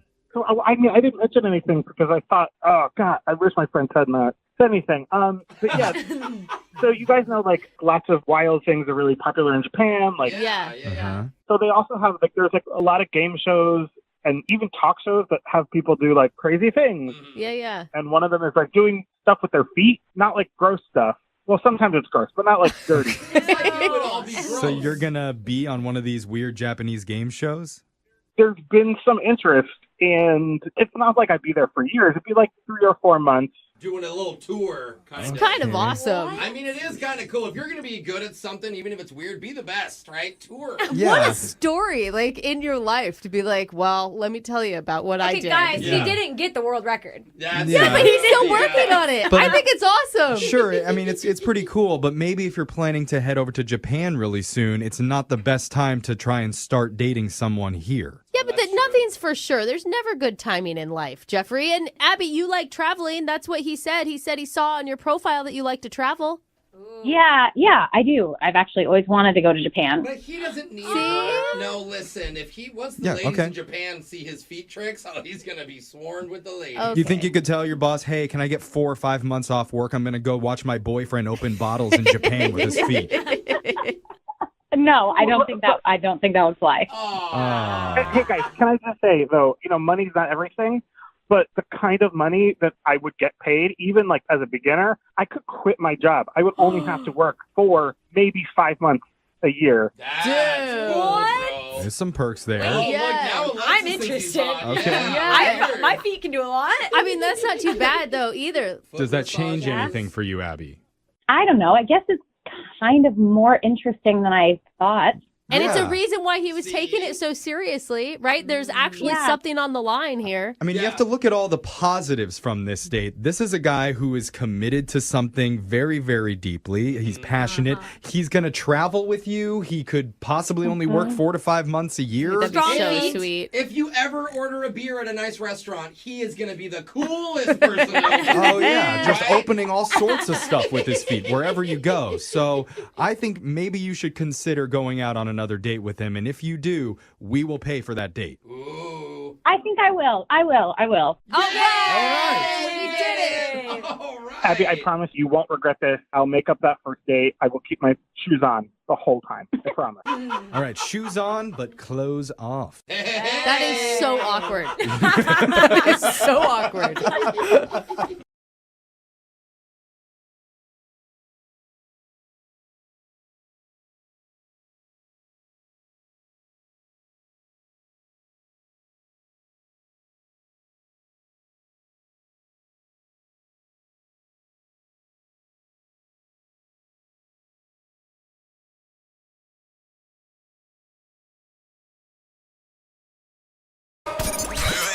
104.5. Second date update. All right, we got an email from a woman named Michelle who wants to do a second date update today. And Michelle must be calling us from the 1990s. Why? Because she met a cute guy at a laundromat. Oh, my God. Did she also send you an email from her AOL account? Probably. Let me guess, Michelle. You both listened to your Walkman together, and then you bought matching tracksuits, took the subway home, and watched Fresh Prince of Bel-Air on TiVo. Oh, you were spying on us. Okay, great. Yeah, okay. I knew it. Well, that sounds like a cute story. So what's the name of this guy that you met? His name is Ryder. Oh, Ryder. man. Already, Wow. Ryder. Well, he's not from the 90s, that's for sure. I'd date a Ryder, too. I mean, I get it. You don't even have to know about him. So tell us about how you met Ryder. Yeah, I mean, we met at a laundromat. It was very much like a meet cute because like I needed quarters and the change machine wasn't working. Always. Yeah, and I got frustrated and this cute guy noticed and asked if he could help. And he was like, well, I have quarters if you have cash. So, like, I really only brought $1, but I needed 6 quarters. Oh, man. So now you're a poor laundromat girl. Yeah. Yep. And I was like, I have this $1. And he smiled at me, and he gave me 6 quarters. And then he pointed at me, and he was like, you owe me. You know what I mean? Oh, that's Oh, my gosh. I hope you were like, do you have a roll of quarters in your pocket? I don't know about this. That is actually adorable. Is it? Is it really? I like it. Oh I my don't know. God, I feel Ryder, like and he had the perfect amount of quarters, and he was it's there too at the right perfect is what it time. is, Brooke. What Who cares? Just let us enjoy life, No, Jeffrey. I don't know if it's from doing this show too much, but we've heard so many of these dating You're stories. I jaded. immediately have PTSD about this. I feel like All there right, must be ulterior Jeffrey? motives with this. I feel like I'm going to Calm screw this up, down. Michelle. Calm Honestly, I feel down. like I'm going to screw this up for you. And if I talk with you, then he must have some weird motive, like he wanted to We get it. meet We get you it. and like wash your panties for you in there or something like that. Whatever he's up to. Michelle, you know what I'm saying? You deserve better, Michelle, okay? You deserve He just gave her 2 extra quarters, Jeffrey. No, I'm saying you deserve to have a host who's not jaded like me, who's actually open to real love and a real love story. So you know what? I'm reclusing myself from this second date update. Jeff, you I'm gonna leave the room, Brooke. You know what, Brooke? You take over. No, he's I'm literally done. leaving. He's so dumb. Jeff, you Why is this? Okay, Yeah, come back. and Oh my he God. left the room, but He that's shut the fine. door. That's fine. I am so into your story right now. Wow. How did you guys go out on a date? I don't care about Jeffrey's issues. Well, yeah, I mean, like, I did my laundry, and then he comes over to me, and he gives me his card, and he's like, you know, when you're ready to repay me, you can buy me a beer. Okay, now I'm leaving. This guy's setting you up. No, I'm kidding. No. That's cute, actually. So you actually called him because that's always the nervous point. Like, yeah. you know, do I actually do it? Did you text him? You called him? Well, look who's walked back in the door. Okay, listen, you guys keep interrupting her story. I know sorry. Jeffrey is back, okay? They're going for a beer now. That's where we're at, Jeffrey. Jeffrey's going Oh, through it. really? Yeah. It's just a beer, dude. It's just a okay. beer. He's mad. Like, oh man, you must have been traumatized because this is like, I feel like a very normal story, and It really is, Jeff. Let her. Okay, Hear her out. No, Okay. go ahead. I'm sure it was very romantic. We're, What did you do? we're at the bar now. Okay, so we're at the bar, and we have a really good time. Turns out that we both really love movies, and so we talked a lot about Parasite, because that was, like, both of our favorite yeah. movies I within still the haven't past seen year. that. Oh, it's so good. You have to see it. It's so good. So we talked a lot about that, and then, I mean, he ends up spending the night at my place. Oh, okay. So we went from Parasite right back to your place. Like, oh, you like movies, I like movies, let's sleep together. Parasite got you going. Isn't that like a horror movie where people are sewed together? I wouldn't call it a horror movie, Okay. but it's very good. Okay, you have to see Okay, it. wait. How did you guys get back to your place? Did you invite him? Yeah, I did, yeah. I mean, it just felt right. It did feel right. Did you it? know, it just, yeah. Jeff is not shocked All that right. you guys slept together at all. So how was it? I mean, you don't have to give us all the details, but... Yeah, good. Yeah, I'm not going to go into a lot of details, but I had a great time. Good. Nice time. Okay. Best 2 minutes of your life, I'm guessing? All right. Oh, maybe I need to leave the room again. No, stay here. Sorry, keep going, Michelle. Tell me more about... Aren't you glad that he didn't kill me or something? Like, just be happy. That would be different from at least all the other dates that we've heard, so I would have taken that, but that's okay. Yeah, you'd be talking to a ghost. Yeah, how would she be on the phone? Now that would be a cool second date update. Okay. But let's go back to this. Okay, so you slept with him, and then what? Oh my God. Yeah, so then in the morning, I woke up and just like a dumb rom-com, he was gone. So, yeah. Did he tell you beforehand? I mean, he did hand you a business card that he had work in the morning. No, it really wasn't discussed. It was a big bummer. So it was such a cute, like, little meeting, and, like, our date was really nice, and everything was really nice. So I'm just sort of worried he's kind of like a player, which is why I'm turning to you guys. I need a little bit of help through this. I think Jeff agrees with that statement. I mean, I kind of do too. Not I as don't intense know. as Jeff, I but mean- he kind of got what he quote unquote wanted, and then now he moved I'm sure he'll, find you at the airport and go past security, meet you at the gate, stop you from boarding a plane, play like a boombox outside of your window till you fall in love. But I won't know until we call him. So let's play a song. We'll come back and we'll get your second date update. Okay, Michelle? Okay. All right, if you're just tuning in for the second date update, I probably need to apologize. Yeah. Because an incident happened in the first part there where I got so upset I had to leave the room. Yeah. And it's not because of anything our listener Michelle did. She sounds lovely, actually. Yeah, she does. And she met a guy at a laundromat when the change machine happened to be broken. It's just that I've been so jaded by this show. Like, I've heard so many of these cheesy, rom-com-y love stories on the second dates, and I just don't buy it anymore. Oh, Jeff, you gotta you gotta have faith in love, bro. Hope is important in life, you know? But it's especially whenever we call a guy, because we'll call them, it turns out, they set up some elaborate, like, shady scheme to trick women into thinking that they've had this romantic chance encounter, and then they manipulate their emotions to slide into their DMs, and next thing you know, he's spending the night not calling her back, which, surprise, he did. Yeah, and I his name is know. Ryder. Okay. So, no I see- surprise there. There are a lot of red flags here. I understand, but with you on that I'm one, just Jeff. pushing by him. Pushing by him. I'm looking at the positive. You're cool Jeffrey. with men manipulating women just to sleep with them. That's what you're saying. As long as the women are okay being manipulated, All I right. suppose. Brooke is pro manipulation. I am not. But anyway, I'm sorry, Michelle, for getting so heated. I want good things to happen for you. Thank you. It's not. I genuinely want good things to happen for you. I'm just worried because whenever we do calls like this, there's always some weird thing that the guy has in his back pocket. Yeah. It's like he's done this 20 times over the last week. Yeah, but here's the thing. She's the one that invited this guy to her house. He didn't invite her over. All you need is for it to work one time, for them to have one genuine connection and find love, and that's what we're here for, Jeff. Okay, That's a lot of pressure. I know. It is 1 in a million. We but were just there's going for a still second one. date, Yeah. so don't worry. Okay. Okay. So I am sorry, Michelle, okay? No, I am sorry that I triggered you in a very specific way. Yeah. Very specific. In the laundromat way. Michelle, do you think he's not calling you back just because he's a one and done type of dude, or what? I hope not, because I feel like I have pretty good instincts in that way, and this felt so genuine. I'd have to re-examine everything that I already know about men. Do you know what I mean? Well, all I know is that you're either going to be calling a psychologist after this, or I'm probably going to have to go to one, depending on what he says. That should probably happen anyway. Yeah. That sounds like it, actually. I guess I do need to talk to someone. Not very stable around here, Jeff. All right, but let's knock this out first. I'm going to dial Ryder's phone number. You ready? I am. Okay, here we go.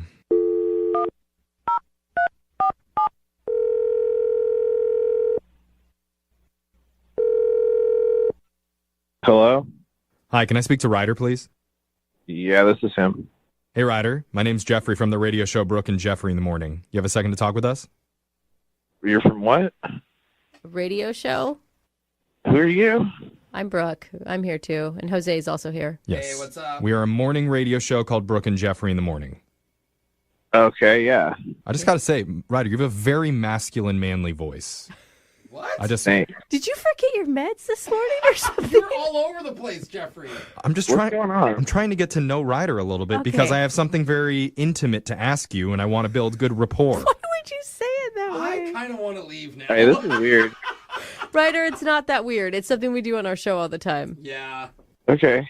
So what we're doing here is called a second date update. That's where if you go on a date with someone and afterwards if they're not calling you back, you can email our show and we'll call the person to try and figure out why. Mm-hmm. So someone emailed us about you. Okay. Oh, gosh. Been on any dates lately, bro? I know. Just even that okay sounds like you have a couple of options that came to mind. Do you remember going on a date with a woman named Michelle? Yeah. Okay. Okay. You met Michelle at the laundromat, and that was cool. That was good. Yeah, Michelle told us about how it all played out. Did she tell you all of it? Well, she told us what she knew from her perspective, that you guys met when the laundry change machine wasn't working. Fine. Okay. And that was fine. You spotted her 2 extra quarters for her laundry and said that she owed you a beer. So you guys went out and got a beer. Yeah. Very smooth. Mm-hmm. And so now we're wondering why you're not calling Michelle back after you guys spent the night together. Yeah, it was a strange happening. What was strange about it? So I slept over, and then, I don't know, it was around like maybe 1:30 or so. Uh-huh. I wake up, and I'm just getting, like, pummeled. What do you mean pummeled? Pummeled, like punched? Like she had a boyfriend that walked in or something? Oh, wow. No, like, she's, like, tossing elbows. Aggressive sleeper? What do you mean? Bad dream? She's just, like, smashing me with her elbows. Okay. While you're sleeping? Well, yeah, while I'm sleeping, and then I wake up, and like 2 or 3 times she just smashed me with her elbows, and eventually I was just like, what are you doing? Stop! And then she just sat straight up, and she just like looks me straight in the eyes, and she just says, "You get what you deserve." What? Whoa. Wait, she was awake? I thought she was just like sleeping and doing this in her sleep. Yeah, and then I started like reacting vocally, and she just hits me with "You get what you deserve," and then just like relaxes and passes back out. Oh my God. Why would she say that? I don't know, man. I just got out of there. Yeah. Don't you want to like ask her like why she did that to you? Not really. You're scared of her. Yeah, I don't know if she's got some issues going on or something, or if that's just like what she's into, and she just brings people back and then beats them up. But Oh, so you think that she was hitting you on purpose? I don't know. Maybe I was wrong about this whole call. Maybe the creep isn't Ryder. Maybe the creep's Michelle. Uh-oh, Jeffrey. But there was a creep for you, Yeah. Jeffrey. Well, you know what? Someone's creepy here. Let's find out, because Ryder, I need to tell you that Michelle's actually been on the other line listening, and she heard everything that you said. What are you talking about? No, she's not. No, she is. She's actually been on the other line. Michelle, you there? Yeah, I'm here. God, you sound so sweet. I mean, I don't remember any of that. Like, I'm so sorry if I hurt you. But also, like, why didn't you tell me that? Why didn't you wake me up? It sounds like he did. I mean, Ryder, were her eyes open when she said that to you? Yeah. Yeah, It like was creepy. sometimes it seems like I'm awake, but I'm actually fully asleep. I have no memory of this. That feels so crazy. I don't know if that would hold up in a court of law. I mean, I don't know if that freaks me out more that you don't know if you're awake or not. I mean, like, what else can you do in your sleep? Yeah. I have never hit anyone, to my knowledge, in my sleep before, and I do not think I hope it will never happen again. Uh-oh. But, like, also, you should have texted me and been like, hey, remember when you hit me in your sleep? And then I would have been like, no. What? No. Maybe you should have communicated. Yeah, I Michelle, wouldn't say anything. I don't think we can victim blame on this Yeah. one. I don't think that's Yeah. his fault. Why didn't you ask me why I beat you up? Yeah, I mean, when I said you get what you deserve, like, Yeah, maybe there's something deeper here that you don't even know about, Michelle, because you said you get what you deserve. I was probably dreaming about an ex or something. You know what I mean? okay, that's not making the situation better, Michelle. yeah. Yeah. How many exes have you beat up? Yes. None, but I have wanted to, of course. Man. I mean, Ryder, you've got to believe her, right? She sounds so sincere. This feels insane. Like somebody telling me that I did this. Like, again, like I apologize, but also like, don't you think you're blowing this a little bit out of proportion? Like, come on. You hit me like right in the eye. Scarred. I mean, it's not like you got a remembers. black eye or anything, right, Ryder? Are you blind in that eye now? No, it wasn't that bad, but it still like hurt a bunch. No, I'm sure it was really scary. And I am so sorry. Do you forgive me? I mean, I'm not sure if I can like trust you if I sleep over again or something, you know. Maybe wear a helmet in bed. Yeah, a football helmet. No, but for real, Ryder, think about it. You guys, I mean, you had a real connection with her, right? Like, your plan was to go on another date prior to the elbow to the eyes. Well, I don't know about that, but at least hook up again. Okay. All right. Well, that's romantic. In that case, I would like to offer you, Ryder, to go on another date with Michelle, and we'll pay for it. Okay. Is that a yes? That was the What does that mean? You want to do it? I guess. What are you having, like a day lunch? You know what? Honestly, it feels like you're bribing him to date me, and that feels awful. Well, that's kind of the whole point of the segment. I don't know. We always Michelle. offer to pay. It's not just this situation. Yeah, but the way he said yes to that just to get like a free lunch is like, I don't know. That feels bad. So you don't want to date now? Is that what you're saying, Michelle? It sort of seems like he's kind of a wussy if he can't handle this. I'm not a big person, you know? I'm sorry I didn't fight you when you were asleep. Me too. Sorry I didn't sleep fight you. Yeah. All right. Well, I'll take lunch for two if that's an option. No, Ryder, that's not how it works, man. So I'm sorry, no second date for either of you, but it sounds like, Michelle, you didn't want one anyway now, so. Yeah, no, it's okay. I enjoyed our time together. I'm sorry you're missing out on more of me. All right. Well, have a good one. All right. You see, this is how love should go. Severe disappointment and just a teensy bit of physical assault. Oh, my God. Now it's back to normal. There we go. I love it. Moving 92.5. Second date update. We got a guy on the phone for a second date update today named Austin. And Austin went out with a celebrity. Ooh, for real? Jealous. He didn't say who in the email, but You can when you date celebrities. That's what makes it cool. Ooh. I'm going to take a guess and go again with Paula Deen.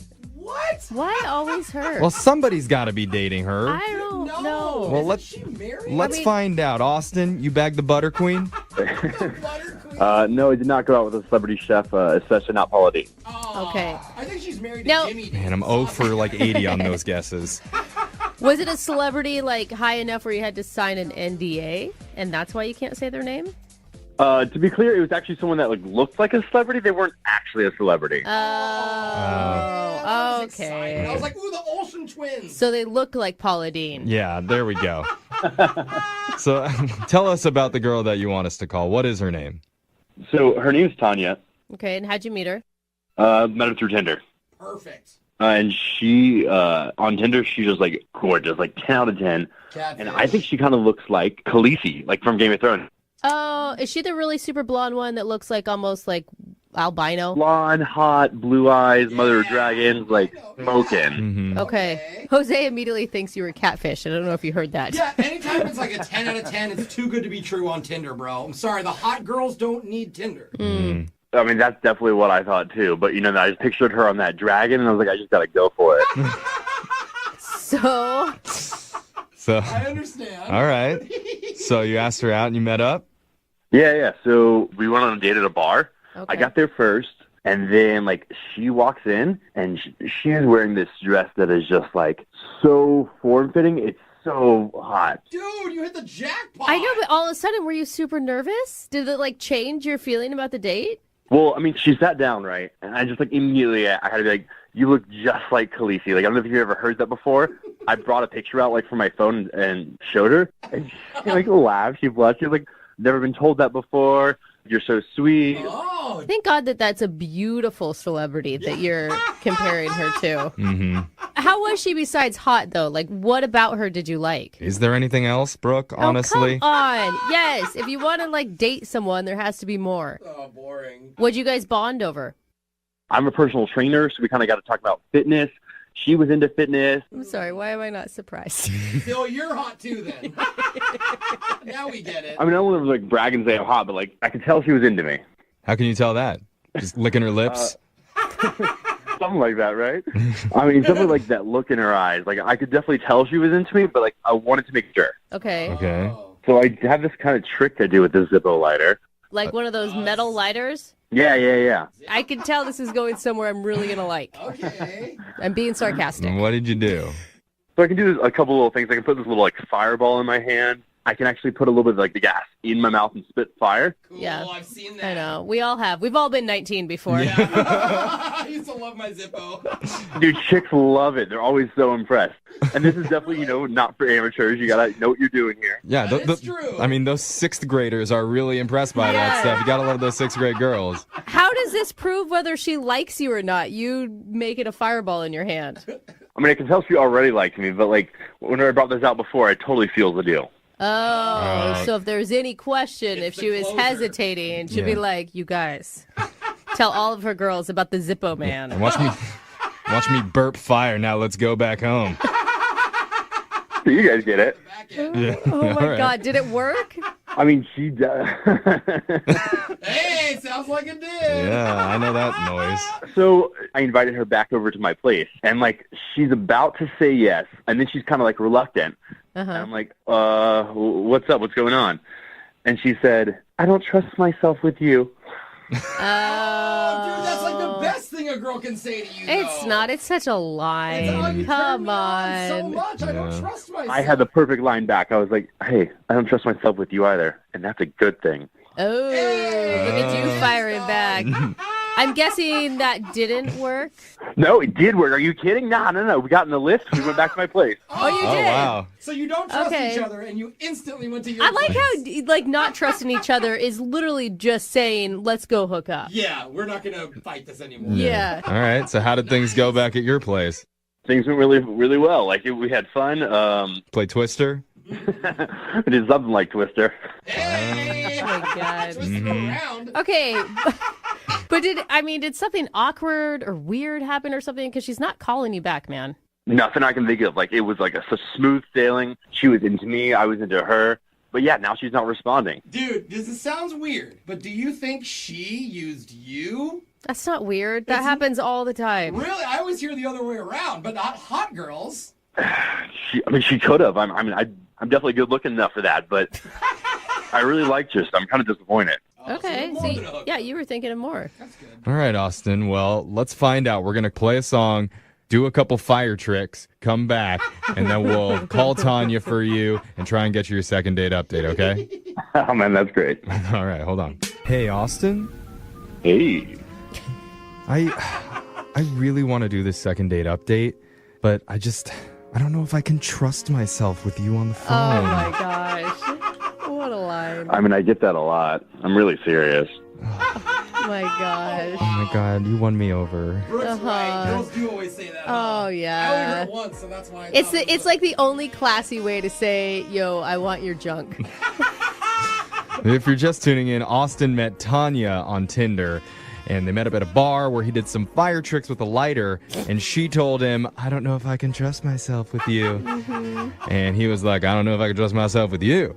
And before you know, they ended up hooking up, and ever since then, though, she's stopped talking to him. Now they really don't trust each other. Yeah, there's zero trust now. Like, and not in a good way anymore.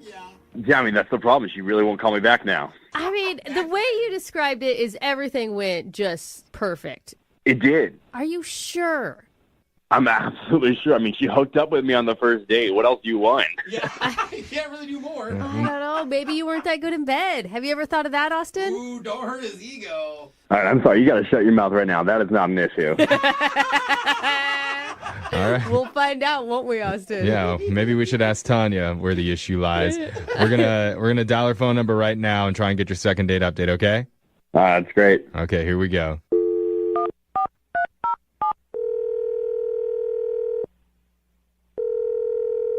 Hello? Hi, can I speak to Tanya, please? This is she. Hey, Tanya. How you doing? My name's Young Jeffrey. I work on the radio show Brooke and Jeffrey in the morning. You have a moment to talk? Yeah, I guess. Oh. What? Am I like on the air? Are you? Yeah, you are. Yeah. Oh my God, Jeffrey, you cannot. No, she sounds cute. Hi, Tanya. Hi. Oh, she's hot. Oh, wow. Okay. I wasn't expecting this. All of the men in the room need to calm themselves. Jeffrey's blushing. I am. Okay, sorry. We wanted to talk with you, Tanya. We really like Game of Thrones. Okay. Could we talk with you? Why? I talked with you, huh? Yeah.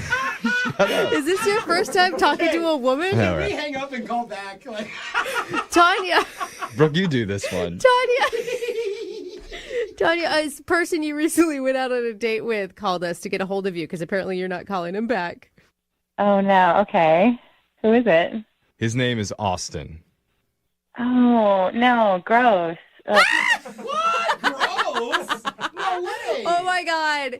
He is going to die when he hears that. Oh. What makes you say gross? Well, like, at first I was into him or whatever, but, like, I'm not anymore. Is there something that changed? Because his description of the date, everything was perfect. Yeah, he told us everything that happened that night. He told you, like, everything? I mean, pretty much everything. Yeah. You said you guys went to a bar. He did some cool lighter tricks for you and got you back to his place where you guys apparently had a really good time. Yeah. Oh, God. Yeah, I guess all that's right or whatever, but, like, afterwards, things happened, and I'm really not okay with it. Like things in the bedroom happened or things the morning after happened? No, he just, like, after that, he just, like, really crossed the line and made me realize he's, like, a total asshole. Whoa, that's a strong word. Really? What did he do? So my sister sends me a text, like, a few days later with a screenshot of Austin's Instagram profile. Okay. And she's like, do you know this guy? And I was like, well, yeah, I went on a date with him a couple days ago. And she told me he's been blowing up her profile. Like, liking all her photos, leaving heart emojis on her pics, like, flirty comments and stuff. So wait, On your sister's Instagram profile? Yeah, on my sister's Instagram profile, not mine. Whoa. Wait, Hold on. He's hitting on your sister. Yeah. Did he find her through your social media pages? Is that how he found her? I mean, that's what I'm assuming, yeah. Oh my God, that is gross. Why would he do that? Hold on. Is he, like, complimenting overly, or is he just liking a lot? Because he could just be nice because you're her sister. Oh, no, the comments were not acceptable. They were not appropriate. Whoa. Like what? What did he say? Stuff like, nobody should be able to look this hot, and then, like, leaving 3 heart emojis afterwards. I mean, sounds pretty innocent to me. What? Jeffrey! I don't know what the problem is there. mean, like, That's crossing the he even, like, called her, like, so during the date, I'm not sure if he told you this, like, he said that I looked like Khaleesi or Daenerys in the Game of Thrones series. Mm-hmm. I thought that was really sweet or whatever, but then he said the same thing on one of her profile pics. Oh, no. Well, you are siblings, so you probably look alike. Yeah, but come on, come up with something else. I'm with you, Tanya. That's ridiculous. I would be pissed. Yeah, that's why I said, like, it's gross. Well, maybe we should ask him directly because, Tanya, we didn't tell you this, but Austin's been on the other line listening, and he wants to talk to you. Oh, my God, shut up. He is not. Yeah, he is. Are you serious? Yeah. Oh, God. Austin? Hey, boo. Don't call me that. That's gross. You're so gross. That was How you doing? What? Have you been listening to the call, Austin? I mean, yeah, I've been listening to the call, but, like, she's totally off her game right now. I don't know what she's talking about. Oh, my God, that is such crap. Like, I have proof. Wait, are you saying, Austin, that you didn't comment on her sister's page? I mean, I commented on his page, but, like, it was just, like, being friendly and, like, supportive. Like, That's I don't know. no, that is just bull. Absolute crap. Comments that you left sounds like you wanted to hook up with her, and you probably do, but that's not you went on the date with me. I'm not trying to hook up with her, but, like, yeah, I mean, those comments are, like, I think something anyone would want for their sibling, you know? Like, maybe it'd be cool if, like, someone like me, like, dated someone like her. I'm not saying it would be me, but, like... Oh, dude. I'm so confused. Oh, my God. So theoretically. So, Austin, you think that somebody leaving, like, heart emojis and saying how hot someone looks, that's a very nice and friendly thing to say, not a sexual Absolutely. thing. Like, I would love if, like, chicks did that for me. It doesn't mean, like, you should be jealous of them. No. Oh, my God, you are such a mistake. Do you have a brother? Do you even understand what that would, like, feel like? There's like I'm with her for sure. Like, if she left those comments on your brother's page, you'd be cool. Yeah, I mean, like, I don't know if, like, maybe, like, you're just, like, insecure about, like, this. Like, I mean, I feel like... Oh, man, you gaslighting MFer. What is wrong with you? Okay, hold on, Austin. Maybe you have a chance to redeem yourself. Tell me this. Who's hotter? Oh, my God. No, you can... There's a right answer here. No. Who's hotter, Austin? Tanya or his sister? Do not answer this. There's no way you can answer it right. there's like season 1 and season like 8 of like Khaleesi, you know? Season 1 and season 2. It's a progression. I get it. Which season is Tanya? Tanya's like season 8. Like she's riding on the dragons. Like she's a badass right now. Oh, dang. Tanya's hardcore. Does that make you feel better, Tanya? You're season 8, Khaleesi. I mean, I don't know, man. What is he gonna say next? Like he's also eyeing my mom, and she's like at the end. I'm like, what? Like, look, I'm gonna block him. I'm gonna have my sister block him, and God, I'm gonna call out my mom and make sure she blocks. Oh my God, you may want to talk to your cousins and stuff too. At this rate, I mean, even your dad. God, phone tree that. Austin, you screwed up, dude. I guess just like you're too insecure to handle Austin. You just sleep next to your little Zippo lighters and do what you need to do, but that's ridiculous. We're gonna sleep next to something. Won't be Zippo lighters though. Thank you, honey. Oh, you used the honey. All right. Wow, this is ending well. Speaking of lighters, I'm feeling a little fire here. So this feels like the right time to ask. Tanya, would you be willing to go on another date with Austin? We'll pay for it. You couldn't pay me to go out with him on another date. Oh, we tried. Yeah. It's shocking. Fine, then I'm just gonna hit your sister and let you know right now. Oh. Thanks, hon, but both of us are way too classy for that crap. Oh, I mean, I wouldn't be too sure. She's definitely the kind of girl who would fall for a fire trick. I know that. Hey, wasn't me falling for anything. I thought you were a sweet, nice guy, and I was just wrong. Big mistake. Mistake on both our parts, I guess. It's funny that you say it's like it's a big mistake, 'cause that's not what you were screaming when you were at my house. Oh, God. Okay. Hey, you know what? That's fair. You're a one and done, man. That's all. I like you, Tanya. Well, no second date for you, Austin. I'm sorry. I mean, that doesn't matter. Whatever. I'll be out with her sister by the weekend. Well, if that doesn't work out, you can always slide into my DMs. Leave some comments on there, okay, bro? Always falling for a fire trick, Jeffrey. That's right. You got a sister, Jeffrey?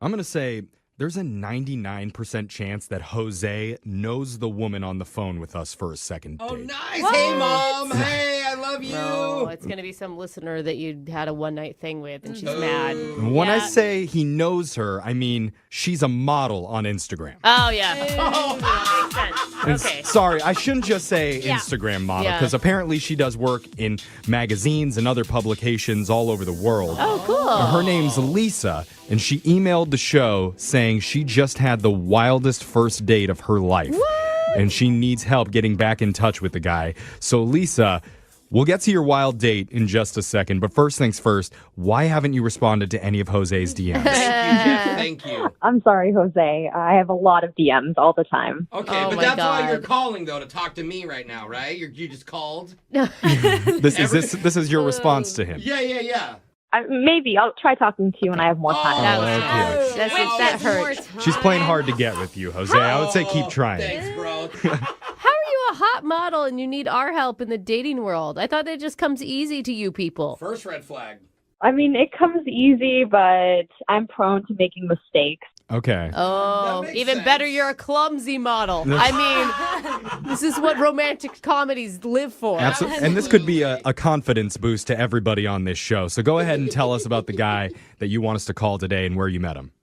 Yeah, well, this is a pretty crazy story. It actually all happened a few weeks ago when I was in Cabo St. Lucas for like this modeling gig that I had going on. You were good at Spanish too, aren't you? Cabo St. Lucas, apparently. I went to Cabo. When you're a model, you don't need to know where you're taking photos. You just need to take off your clothes and then get in front of that camera. So you're in Mexico for a shoot, is what you're saying? Exactly. And I had such like a beautiful place to stay, and I was just getting settled in my room when I walked onto my patio and I saw this beyond handsome guy. Oh, Dude, Okay. yes. So you're standing out there pretending to look at the view when really you're spying on him, trying to figure out if there's a woman in the room with him. I mean, I was just in awe of the way he looked. Like, I take good care of myself, but this guy just had such natural beauty to him. Okay. Oh, wow. So you hopped the balcony. Yeah. How did you start the interaction between you and this guy? What is his name, by the way? His name is Ryan. Okay, so how did you and Ryan start interacting? I definitely wanted to introduce myself, and I did right away. Good. We started talking. I even invited him into my room just to chat. We didn't do anything at that point, but we were just chatting. So wait, this guy's single on top of being hot and right next to you?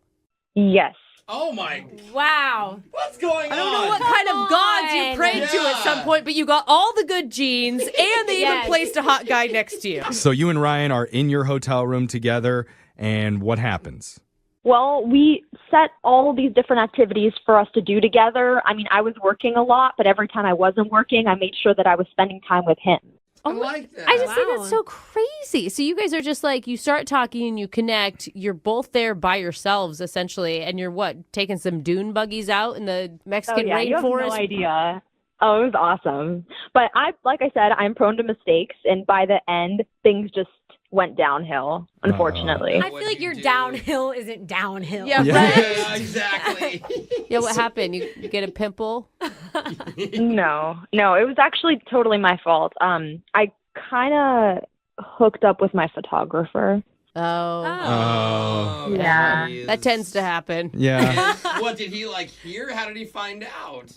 Well, I'm an honest person, so I just went up to him and I told Ryan that that's what happened, and I apologized. And I hope that we could have moved past it, but unfortunately, no. Like, he felt the same way that I felt about him, and he was really crushed, and he stopped talking to me. Aw, yeah. Well, and I feel like and the it's model and the photographer, that you were always dating. happens. Well, yeah, right. You weren't dating. You weren't in a relationship. And you didn't owe it to him to tell him, like, I slept with my photographer. Like, you guys had no commitment at that Still point. not fun to hear. And yeah, what happened with the photographer? Like, how did that happen? Is it a male photographer? Is it a female photographer? Oh my God, Jeffrey. Are you just trying to live out whatever fantasy? I just want to know the circumstances. Great question. Yeah, it's a male photographer. Okay. I'd known him for a few years. I'd worked with him on other shoots before. We've just been really close, and we have fun together. And I didn't really think much of it when it happened, but So is that something that happens a lot? You hook up with a lot of the photographers just casually because you're friends? It happens in modeling. In the modeling world? Yeah, and working is really stressful. Like, the days are very long, and even though everything looks so glamorous when you see the end product, it's a lot harder than it looks. How come none of us hook up after long, hard days of work? I was just going to say, I'm always stressed out at the end of radio, and, well, I have slept with many people before. Okay. So it maybe I pans get out. it. All right, Yeah. so sorry. So let's bring it back to you and Ryan. You told Ryan about the photographer, and he was upset. How did you guys leave things? On a really bad note. Like, he stopped talking to me. He went his own way. He completely ignored me, and I had to leave pretty quickly after that. So once I got home, I just kept thinking about Ryan, and I knew that he's the type of guy that I wanted to be with, and I could potentially even see myself marrying him one day, and I felt like I ruined the whole situation. So do you guys live anywhere close to each other? Well, semi-close, but not exactly in the same city. Okay. So there is a chance for you to see each other, I guess, is my question. Yeah, if he'll let me. Or until my next photo shoot in the Galapagos. So if he shows up, it'll be crazy. He must be beautiful if he's got a model begging to see him again. And he's just like, eh. All right, Lisa, we're going to try and help you out with this. We're going to play a song. Okay. We're going to come back. While that's happening, Jose and I are going to go out into the hallway, and we're going to look up your photos on Instagram. Yeah, you just gotta follow. Just because we're very thorough in our work here. We want to know the people that we're working with. And when we come back, we'll make your second date phone call And to if Ryan. it doesn't work out, I'm still here, baby. I'm free to block them. I'm glad she found two men she can trust. That's right. You can trust us. We're going to do it right after this. Hold on, okay? Okay. If you're just joining us for the second date, we're on the phone with Lisa, whose two favorite things to do in life are modeling in exotic locations around the world and listening to our morning show. Wow. What a combination. You don't hear that every day. Just like all models. That's right. Yes. And Lisa, I got to tell you, we've been getting texts to our message board already calling you a cheater. But I feel like I need to clarify here because it's not like you were in a relationship with this guy, Ryan, who you met while you were in Mexico. You just went out on some exotic dates with him there, hooked up with your photographer once in between, and then Ryan got upset about that. Man, you're right. Being a model is busy. Oh, very hard to fit it all in the schedule. I don't know how you do it, Hook up with Lisa. in paradise. Yes. So many options. So hard. But you said you and Ryan didn't leave things on the best note. And ever since you've gotten back, you have not been able to get a hold of him, right? Yeah, it's been really difficult for me because I'm just thinking about everything that I could have done better in that situation. So I really want to get him back. Well, you can also think about what he could have done better, right? Like, you were super honest, which is a good sign from somebody, because you didn't have to tell him. That's really I would not. I mean, you didn't You're owe him blaming anything. Ryan in this? No, I'm just saying, like, he could have acted like an adult too. Like, they're not in a relationship. It's like that's what dating is. Yes. Right. Figuring out how it's the guy's fault all the time. That is dating. I'm just saying. I think there's hope. That's all I'm saying. There is. And don't take all the blame. Okay, as long as you haven't hooked up with a photographer again after Mexico. Why Did would that happen, matter? Lisa? This guy's not even talking to her. I'm saying it's not going to help her case if she continues to hook up with the photographer. Say anything. Don't answer this question. Thank you. Thank you. I haven't hooked up with him, so don't worry about that. Good. I'm just really, really hoping this will work out. Okay. But it'd be fine if you did. But okay. All right. Now, calm down. I think we're ready. We're going to dial Ryan's phone number and try and get your second date. Are you ready, Lisa? I'm ready. Okay, here we go. Good luck.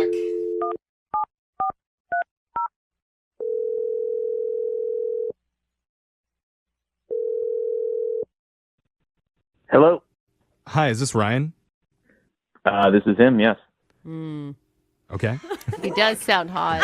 I apologize. That's my female co-host. Her name's Brooke. Hi, Ryan. You're on a morning radio show called Brooke and Jeffrey in the morning right now. No, I'm just. And just so you know, Ryan, she is married. Oh yeah, I don't want you at all. She's trying to act like she don't care. I've just never been around so many beautiful people all at one time. Hey, what are you talking about? That was unnecessary and rude. Okay, Ryan, I'm sorry. Are you still there? Yeah, I'm here. So we're doing something on our show called a second date. Have you ever heard of anything like that before? No, I don't think so. Yeah, you know what? Honestly, most hot people haven't heard of it. So hey. this checks out. Yeah, we're for the uggos only. Yeah, and the reason that we're calling you hot a lot, Ryan, is because one of our listeners, Lisa, told us that you were. No, she said you were beautiful. I mean, if we were going to say, if we're going to be specific, she said you were a beautiful man. Can you confirm? I can just say I appreciate the compliment. Okay, there we go. That's what beautiful people say. Yeah, it is. Didn't phase it. No, he's like, oh, God, here we go. You hear that laugh, too, right? He's like, yeah, I am. So, obviously, you remember Lisa from Mexico, right? She was a model, and you guys stayed in the same hotel? It sounds like you guys went on a lot of adventures together. Mm-hmm. And afterwards, you're not responding to any of her texts or her phone calls. And she's wondering why. I honestly don't know how much I could tell you guys, to be honest with you. I mean, if it has to do with Lisa, she's a pretty open book, and she listens to our show all the time. I mean, she knows that when you participate in a second date, there could be information that is shared that maybe isn't the most flattering. Did she tell you what she did? Yeah. And yeah, she told us who she did. Yeah. Who? Are you talking about the photographer hookup? Yeah. Yes. Mm-hmm. Okay. Yeah, but you guys weren't, and you weren't dating. Like, we can understand both sides. You can see her side too.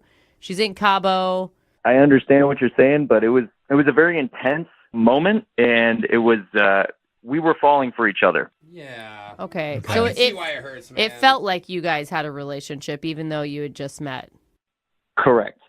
Like when you have that Okay. connection, you're Yeah. right? It's almost like you've known her forever. When people say that all the time. So you're saying that you feel betrayed by her, you don't trust her? Yeah, I'm in a very pivotal point in my life right now, and I can't have somebody that's not 100% with me on my side. I might be rash, but I need to have the right kind of people around me. I support that, bro. That's a mature thing to say, actually. Is that an invitation? Because I'm so down, bro. I'm on your side wherever you want to go. You want to go to Cabo, Tokyo, wherever. I appreciate that. Yeah. Okay. So, Ryan, you just can't look past the whole she slept with her photographer thing. There's no way for you to work past that. That is a piece to the puzzle, yes. Is there more to the puzzle? In vague terms, I can tell you that I recently sold my company. I'm involved in tech, and I was paid very handsomely to hand over the rights to my company. And Congrats. I felt like I was pulling on the universal cord, and I was supposed to be there at that moment and at that time. And when we met each other, that's what I was feeling. And then when she told me she slept with a photographer that she had known, I need to be guarded with myself, and especially with the kind of money that we're talking about. I don't want to be around people that I can't trust. Dude, he's got at least $1,000. I mean, yeah. Okay. Handsome and rich. I feel like a lot of people hook up with whoever though until you say not to. I mean, is that just me? Yeah, but when you're rich, like what he's saying is he's got to protect everything around him. He has to trust everyone by him. I know. I could take advantage. Honestly, I could argue both sides. I could argue why you should be together and why you shouldn't be together. I think you're good doing your own thing, bro. I like your decision. This is not very helpful. Are That's the point of our call. Are you saying that there is no chance that you could ever change your mind, even if she was to tell you directly that she's 100% in with you? Yeah, it's one of those things that it's always going to come up in my head. I have to be honest with that. And I'll never fully trust her, and I can't hold her hostage to me not trusting her in a relationship. Well, maybe this will, feel you, bro. Ryan, maybe this will make you trust her more, because I need to tell you she's been secretly listening on the other line, and she wants to talk to you. No, that doesn't help. It doesn't? Lisa, come on. Hi, Ryan. You know, I've been thinking about you a lot, and I felt really bad about what I did to you. But that was just a mistake, okay? I was just in the heat of the moment. I'm not always like that. I have so much more to me than that. And we had such a good time together. I don't know why you have to throw that all away. Yeah. I don't believe it was me that threw it away. I think it was your decision making, and you knew that at the time. And you decided, hey, I could be happy with somebody and potentially grow a genuine relationship with them, or I could sleep around. You chose to sleep around. You can't forgive me for one thing. You sound like you've been hurt by someone else before, or you have mommy issues. I don't know. Mommy issues. It is Ryan, you're putting a lot of pressure on this. I mean, it wasn't, I know you guys had this crazy connection, but it wasn't a relationship yet. I mean, how many days did you guys hang out together?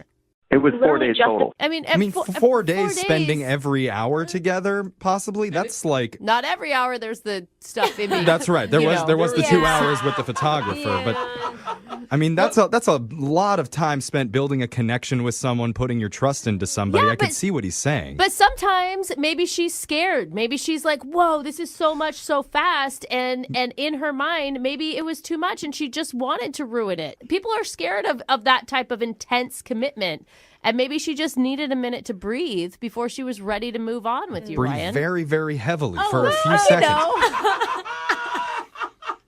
Yeah, Ryan, you should really put yourself in someone else's shoes for once. Everything was moving very fast with you. Yeah. So don't expect you're going to get some big commitment from me.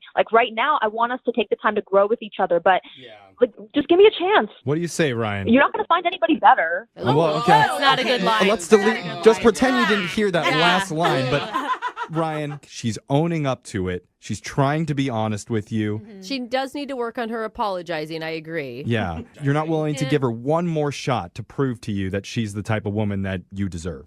My relationships need to be sound. So that being said, I can't agree to seeing you any further. So didn't work out for a beautiful person. You sell a company and you're too good for models. I'm sorry, Lisa. I guess we're not going to get a second date for you here. I have a feeling you'll bounce back. Yeah, me too. Yeah, I hope so. This is so disappointing, but whatever. I'll get better. It's not a big deal.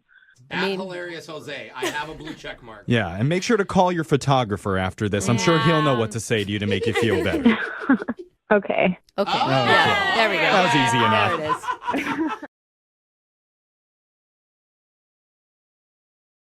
Are you single and feeling out of the loop? Put away that mouse and get out of the house. Join In the Loop, Seattle's brand new activities club just for singles. Go to intheloopsingles.com today. Moving 92.5. Brooke and Jubal's second date update.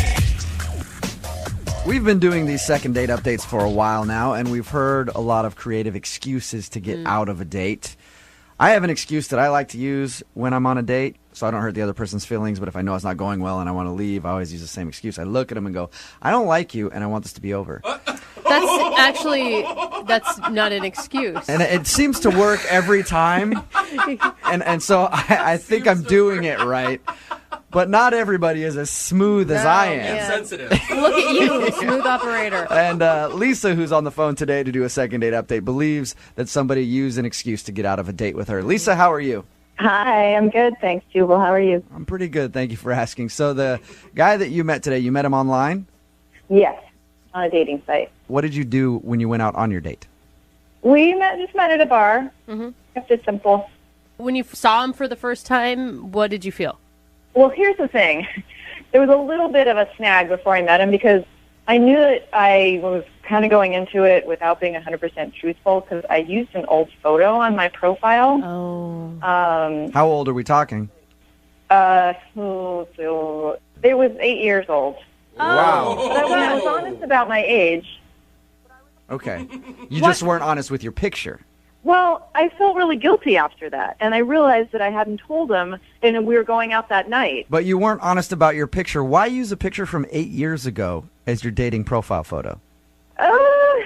It's a really good picture. Sometimes I'm not that photogenic, and it's really great, and I feel like it captures my personality. Are you much different now than you were 8 years ago?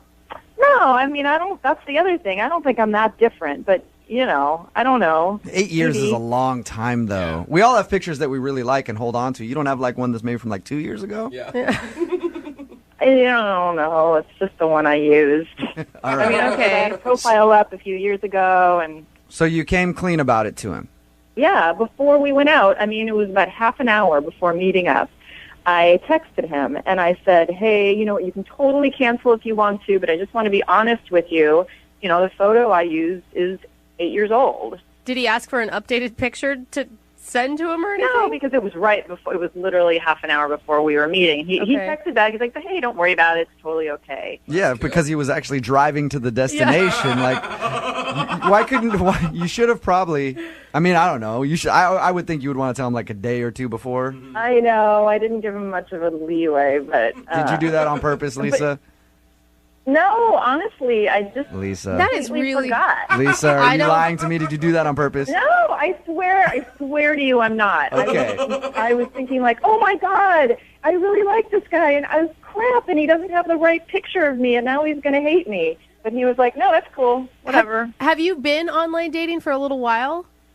Oh, yeah, a couple of months. Have other people been shocked when they saw you in person compared to your profile photo? Well, nobody would, I don't think anybody would, except for Jubal maybe, would really do that. You know, would be like, what? You know.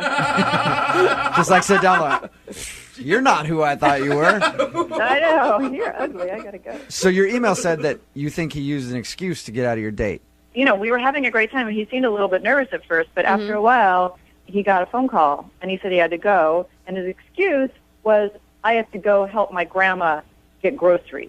No. What? Yeah, it's totally lame, right? Yes. Yeah, that definitely sounds like a made-up excuse.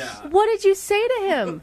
Well, what could I say? It was just like, okay, you know, I mean, I was a good sport about it, but I don't know, maybe it is true, but it sounds lame. Yeah, what if his grandma really does need groceries, and you're like, I don't care, let her starve. You stay here. Anyway, it's been over a week, and I haven't heard from him, and I'm really hoping it's not the picture thing. I guess I didn't ask you how the actual date went. Was everything enjoyable?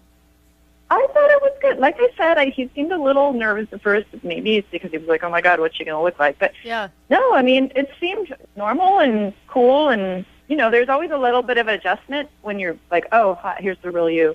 But I thought we were connecting. So no awkward moments where you think that he got turned off, and he didn't seem to be turned off by the fact that your picture was 8 years younger than you actually are.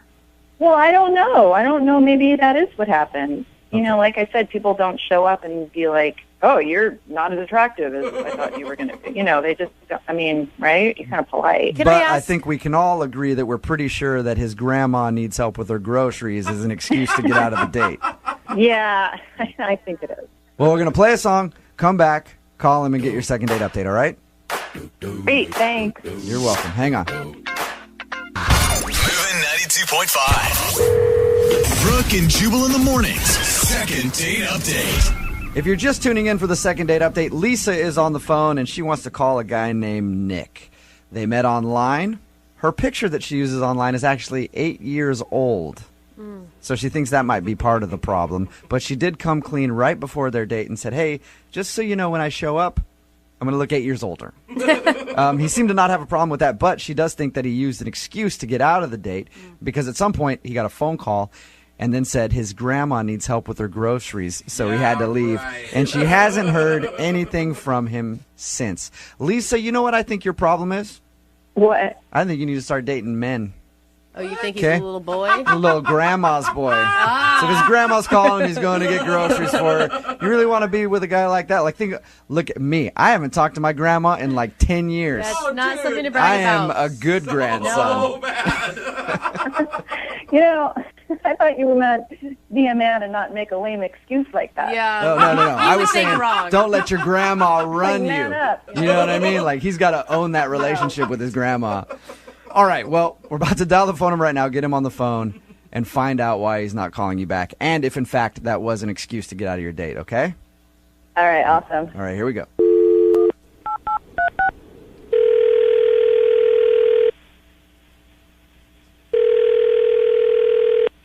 Hello? Hey, can I speak to Nick, please? Yeah, this is me. Hey, Nick, how are you? This is Jubal from Brooke and Jubal in the Morning. From what? Jubal from Brooke and Jubal in the Morning, the radio show. Okay. Well, what do I got to say? What are they going to do? You don't have to say or do anything. I just have a few questions for you about a date you recently went on. Okay. Here's how it works. One of our listeners emailed us to call you. You recently went out with a girl named Lisa, okay? Right. And Lisa is wondering why you're not calling her back. Okay. So, what do I just tell you what happened, or? That would be the goal. If you just want to straight up just tell me, that'd be awesome. Yeah, I don't know what to tell you. I mean, it just didn't work out. Well, is there a specific reason? Not too much. I mean, There was way too much hesitation. There's definitely a reason. well, no, I mean, she just, listen, when you go out with somebody, have something in mind, and if they're not it, then you move on. I like how your voice just gets higher. I'm just saying, I mean, not everybody's for everybody. Why waste time if they're not for you? That's all. Nick, let me ask you a question. She told us that she had a profile picture on the dating website that was 8 years younger than she is. Does she look a lot different now, and is that why you don't want to call her back? I wouldn't say a lot different, but somewhat different. Like different enough to where you found her unattractive when you saw her? I don't know. I wouldn't say unattractive, but it's just I'm just particular, and she wasn't my type exactly. So I'm just looking for Miss Perfect, and she wasn't it. That's all. Miss Perfect. What is Miss Perfect? Isn't that what everybody wants? Miss Perfect for them, I want Miss Willing. That's what I'm usually going for. Or Miss Damaged Goods. Or just Miss has a heartbeat. Yeah. I guess I just have high standards. I don't know. All right. Are you one of... Okay, I got a friend like you. You're one of those I only date perfect 10 model type guys, aren't you?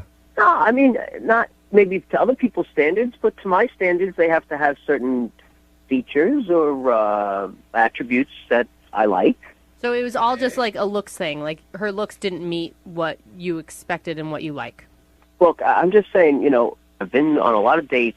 I've dated a lot of people here and back home, and just, I guess I always find something wrong with each of them, What do you find wrong, though? Like, her cuticles were a little, like, too white. Are you that picky? Well, if I notice that, sure, that could be something. But For real? No, but it's usually bigger than that. Like, this one girl had, like, really big gums.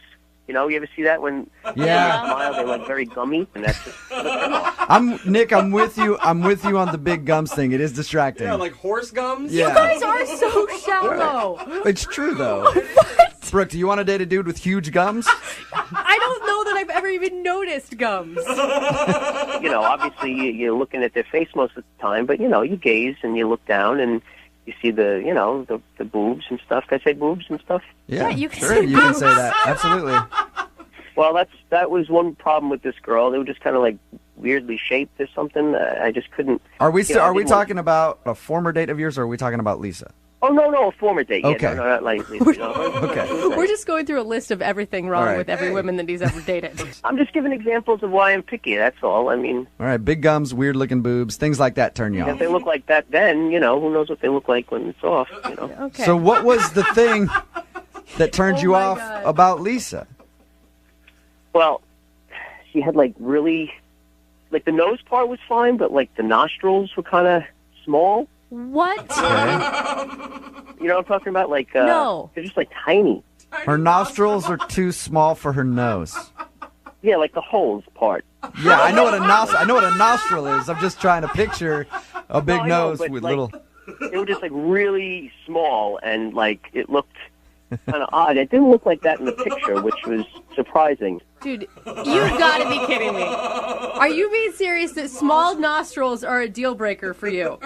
Look, when you're talking to somebody for an hour and all you can focus on is the nostrils, there's a problem. But you and know, that's why I couldn't take it anymore. You know, you probably have a lot of your own imperfections too, right? I'm not saying I don't, but for me, why should I settle if that's not who I You wanna have be with? you have to be one of the most picky dudes I've ever talked to. And I know. Everybody says that to me, but that's who I am. You're honest. Hey, And listen, maybe that's look. why I'm single, but what do you want? It definitely is why you're single. I'm going to tell you that right now. But, you know, I would love to find out if Lisa has had any work done to her nostrils to make them smaller. Wouldn't you like to find that out, Nick? No, that's all right. I don't really care. I mean, you know, it didn't work out, so it doesn't matter. I'm moving on. Well, it's too bad because she's actually on the other line listening. What? Seriously? My nostrils are too small? What are you guys doing to me? What do you ambush people like this? Yeah, it's kind of the point of the whole segment. So anyway, I didn't agree to this. I know you didn't, but Lisa did, and now she's on the phone. So you might as well talk to her about her small nostrils. Here. Like, what kind of freaky thing is that? I could see if your nostrils were too big, but... Look, it's just my thing. I don't know what to tell you. I'm picky, that's all. I don't know if you heard that part, but I'm just very... I mean, we have all this stuff in common, and now you're saying it's because my nostrils? My nostrils are normal. No, they're not. Oh, my God. Really? I'm sorry, they're not. I've seen a lot of nostrils, and they're on the smaller side. I see at least a dozen nostrils a day, and apparently yours don't stack up, Lisa. I'm sorry. I don't know. I don't know what anybody else thinks about them. I know I'm picky, and there were some very nice qualities you had, and we had some nice conversation. But for me, just me, like I said, I'm picky. They were just too small, and it was distracting. I'm sorry. Nick, how do you expect to find the perfect woman with, like, every single thing on her face being perfect? I mean, you're not exactly Mr. Hottie. You know, you're cute. So what are you thinking? Look, if I have to be single for the rest of my life because I can't find the perfect person for me, then I'll be single, and I'm okay with that. But I'm going to keep trying. That's all. All right. Wow, that's dedication. Well, I have to do this no matter what because it is a second date update. Nick, would you like to go out on a second date with Lisa? We will pay for it. No, it's not a match. It's not going to work. Both of you guys said, did I hear both of you guys say no to a second date at the same time? Yes. Look, you guys have more in common than you think. The only thing, apparently. All right, Lisa. Well, I'm sorry that we couldn't make that happen for you. Okay, thanks. And Nick, I'll keep an eye out for girls with giant nostrils, okay? Brooke and Jubal in the morning. My deal breaker, whenever I meet a girl, perfect teeth. Hate it. Why? Hate them. Just a turn off to me. You like a little snaggle in there? I like that girl to just be screwed up. It's Brooke and Jubal in the morning. I'm moving 92.5. Lots of text messages coming in about the second date update. The guy didn't want to call the girl back because he said her nostrils were too small. Which is so picky. It's ridiculous. I can't believe how many text messages are coming in commenting on his man unit, though. Yeah, we got a text message about her nostrils. Says, one of my coworkers has slits for nostrils. It's really distracting, and I can't stop looking at them when I talk to her. So apparently it bothers some people. Honestly, I can't stop looking at your guys' nostrils now. This is weird. Just judging everybody's nostrils. I will say, my husband's nostrils are exceptionally large, and it's sometimes distracting. And I think it's from a long life of picking your nose. I've never paid enough attention to nostrils, I guess. I guess I should start. If you want a second date update, all you have to do is email the show, Brooke and Jubal at moving925.com. We will call the person who didn't call you back. Moving 92.5.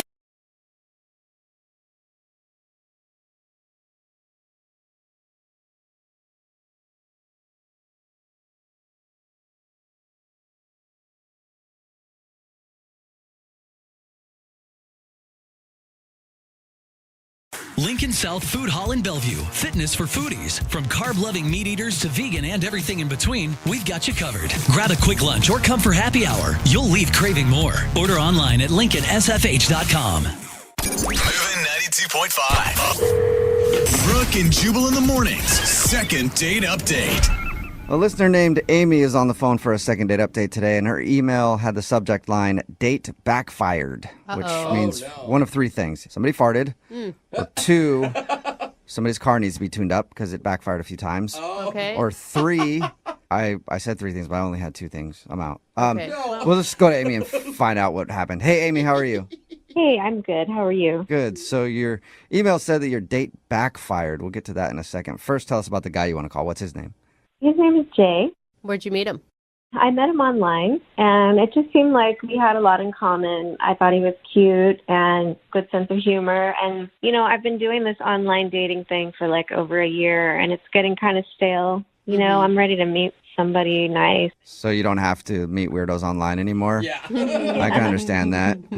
Yeah, so I thought this sounded promising. So Jay and I decided to meet up, and I wanted to make it more fun than usual, just like the average kind of date. So I asked him before we meet, just let me be in charge of the date.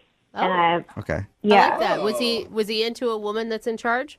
Yeah, he seemed fine with it. I told him it's a surprise. I'm not going to tell you what we're doing until we meet. I know if it was me, I'd be like, sweet, I don't have to do any work. This is I was great. gonna say, this is awesome. So what'd you plan for your date? Well, it's called the Lost and Found Couples Challenge. Oh, no. What is it? Well, I thought it would be really fun. We met at a park, and what you do is you turn your backs to each other, and then you each walk away for 15 minutes, and then you turn around and walk back, and then you tell each other everything that you saw on your walk. Like you go have a drink or coffee, and then... So you just go on a 15-minute walk and then come back and tell your date about it? Yeah, and the fun part of it is... okay, good. I'm glad there's a fun part because I was looking for it. And I didn't hear it yet. No, it is. It's fun. You can't text each other. That's cheating. You can't text and say, hey, where are you? You just have to find each other. So, you take a little different path and then you come back and meet up and find each other. That's the way it's supposed to work. Wow. It sounds like it's something that like couples should do that have been together for a long time and need something new to talk about and can actually... I don't know. I think it's more like a get-to-know-you kind of thing. I mean, I thought it was a really fun idea. Yeah, and I was like, you planning it took the work away from him, and then you gave him a whole bunch more work on the date. Well, at least it's unique, though. It is unique. Did he seem to like it? No. All right. Hence the backfire. Oh, all right. Oh, that's the backfire. What happened? Well, what happened was that I couldn't find him. After the 15 minutes. I couldn't find him. We were supposed to meet up like in the general vicinity, and I just couldn't find him anywhere, so I started getting worried. But, I didn't want to ruin the game by texting him, so I gave him a little extra time. Mm-hmm. But then I really had to text him because I just couldn't find him. Right? Oh. So did you find him finally? Was he lost and scared somewhere? Well, no. He texted back, and we agreed to meet up at this nearby coffee shop. And so I went right over there, and I thought he would be there, but he wasn't there. And I was waiting for like a half hour and didn't see him. So wait, did he never show up? That's right. He wasn't there. So I texted him again, and I was like, where are you? And he said, well, I'm here. And I said, no, you're not. I don't know if we went... He went to a different place or what? Because he was like, no, you're not here. But I was at the place where we planned to meet. That'd be frustrating to go on first of all, the date and then not be able to find each other and then not be able to find each other in the coffee shop. Right, exactly. Did you ever actually link up?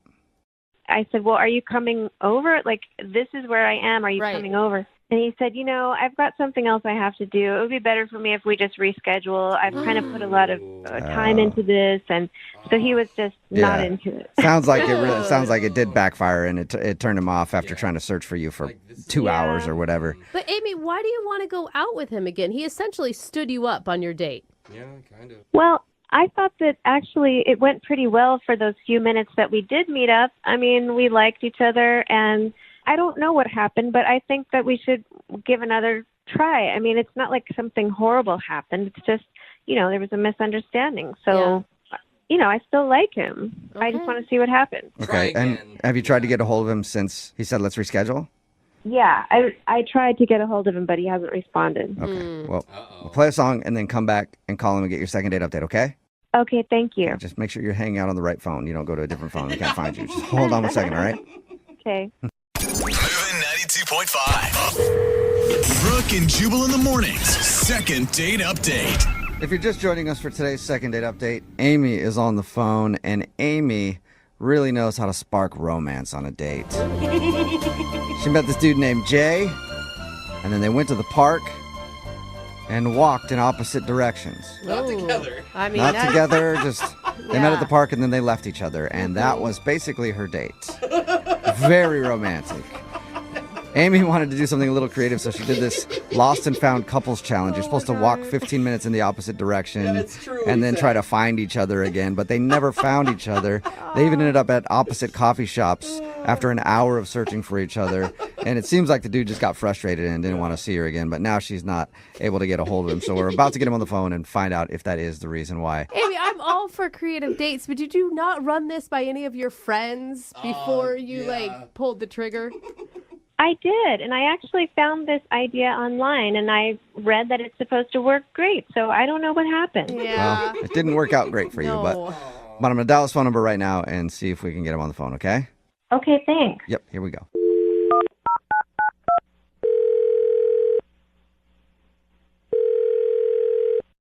Hello? Hi, I was looking for Jay. Yeah? Hey, what's up, Jay? How are you? This is Jubal from the radio show Brooke and Jubal in the Morning. I'm sorry, what? This is Jubal from the radio show Brooke and Jubal in the Morning. Hi. Hey. Why are you calling me? It's a good question. I'm calling you because we got an email about you from one of our listeners. An email about me? Yes. I like this. I say something, you repeat it with a question mark. This is a fun game we're playing, Jay. Got an email about you from a girl named Amy that you went on a date with. Amy that I went on a date with? Yes. Yeah, and I got another one for you to repeat too, okay? Jubal is the coolest guy ever. You're not calling her back and she's wondering why. She contacted you because she's wondering why I'm not calling her back. That is exactly what happened. We do a segment on our show called the Second Date Update. Jay, I'll explain because you're obviously confused. And that's where if you go out on a date with somebody and then end up not calling them after, people can email us to get that person on the phone and ask what happened. So Amy emailed us because she's tried to hit you up to go out again and you won't respond to her. Oh. He's trying not to ask a question right now. Is there a reason why, Jay? I mean, I don't really feel like sharing with Amy what, That's good. You don't have to share it with Amy. You can share it with us. Well, I mean, you guys are probably going to wind up, telling her or something. And Screw her. No. Oh, my God. I mean, yeah, we will tell her. That's why she wants to know. That's the whole deal. She said that, she's been frustrated by online dating. She finally finds somebody that she's connected with, and then it doesn't work out. And that's a real bummer. You can understand that. I mean, I do understand that. I just don't want to, say something that's going to get back to her and she's going to, get mad or anything. Well, we can try to sugarcoat it for you. And we already made fun of her date idea when she told us about the Yeah, you guys walk in different directions. So I'm not the only one that thought that was a dumb date idea. Yeah. I thought it sounded horrible. Yeah. For real. Yeah. I do a lot of dumb dates, and I'm even on your on your side with that one. Was that it? Was it just the whole concept of the date? And she also told us how you couldn't find each other either. That would be frustrating. That would make me want to leave. Well, it wasn't just the concept of the date. It's weird enough to just show up and have them be like, hi, okay, leave now. That was a little weird. But, I mean, at first, I was excited to meet her, so I was kind of cool with it. And then I started walking away, and after a minute or two, I was like, I don't really want to just walk for 15 minutes to turn around and walk back. Yeah. So there was a bar a block away from where we had met up, and I kind of ducked in there to just grab a drink and hang out. And a couple of my buddies live around the corner, and one of them had texted me to see what I was up to, and I'm like, hey man, you wouldn't believe this. I'm on a date with a chick, but I'm not on a date with her. I'm actually at this bar just hanging out for the next half hour. So they were like, oh cool, we'll meet you over there. Oh no. And we had more than one drink, and then we had more than two drinks. Oh, Jay. All right, so since you didn't go on your walk and ended up getting drunk with your friends, she told us how she was trying to meet up with you at a coffee shop. Did you actually try to meet up with her? Originally, when I went to go and get the drink, I had intended on meeting up with her back at the park, but then one of my buddies was like, it's happy hour getting free over at the strip club. Oh, my gosh. Oh, no. So we kind of slid over that way, and then she started texting me being like, where are you? And I didn't want to be like, hey, I kind of just got out of there. So I was like, I can't find you either. We should try this another time. Jay, so you went on a date with a nice girl who put energy and effort into your date, and you ended up at the strip club? With your bros? Sounds like an awesome day. Well, I don't know how much energy she put into the date. Like, the energy she put into the date was, hey, I found a thing that we can not do together and not get to know each other. Well, that wasn't her intention. She was trying. Have you never screwed up a date before with a bad idea? Well, I've screwed up a date with a bad idea, but I was in person to screw it up. I didn't leave to let it get screwed up away from me. Why aren't you going out with her now? Why aren't you calling her back? She doesn't know. Honestly, the next day, I just kind of felt really, really bad about the whole thing, and I don't know if I can look her in the eye again if we ever go out again. Yeah, I mean, it is kind of messed up, no matter how bad the date was, to be on a date and leave that date to go to the strip club with your bros. I know you didn't want us to tell her all of that, so I'm glad we didn't. But you did, because she's actually on the other line listening and wants to talk to you. She's on the other line? Yes, there you go, repeating my questions, my statements again. Yes, unless she hung up, Amy is still on the other line. Amy, are you still there? Yes, I am. Hey. Why didn't you just be honest with me? I mean, so you went to get drunk with your friends. I mean, you could have just told me that. Well, I didn't intend to be, like, really rude to you. It just kind of snowballed, and then I felt bad about it, and I felt it would just be better to not continue. And honestly, I absolutely intended to come back and meet up with you after I had a drink, and I got caught up, and, I had a couple more drinks, and then a friend of mine texted me and was like, yeah, we heard the story. Yeah, I heard the whole story. So is this supposed to make me feel better, just the idea that you wanted to hang out with me, you meant to meet up with me, you were going to, but you didn't?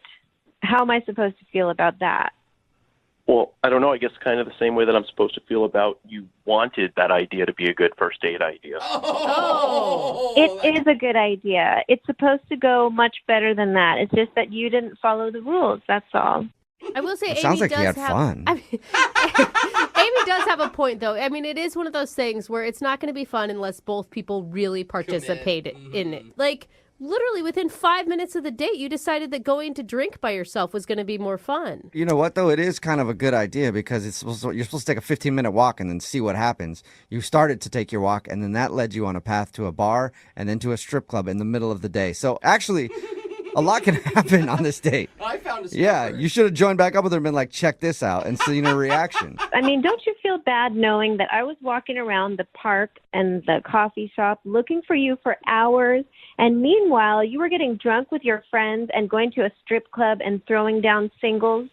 This sounds like a fight that usually happens later in a relationship. Yeah, it does. Well, hey, look at it this way. All those things that you saw on that long walk around the park for hours is now a thing you can tell me about. Oh, come on. Oh, there you go. Jay. Now That was you both have your rude. stories. It's actually just kind of like it turned into a really, really long game of the Lost and Found rude. Couples Challenge or whatever you called it, Amy. Would you guys like to get together and swap stories? Jay, we'll pay for a second date. Will you go out with Amy again? Wait, hold on. I already know his whole story. I mean, he ruined it.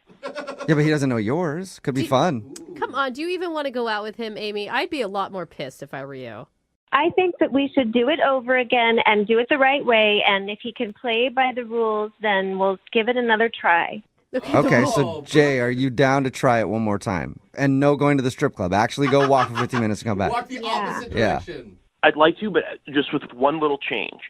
We meet up and use that time to talk about everything we've seen up to that point, you know, like our lives and where we've been. That's a regular date. and we talk about those things.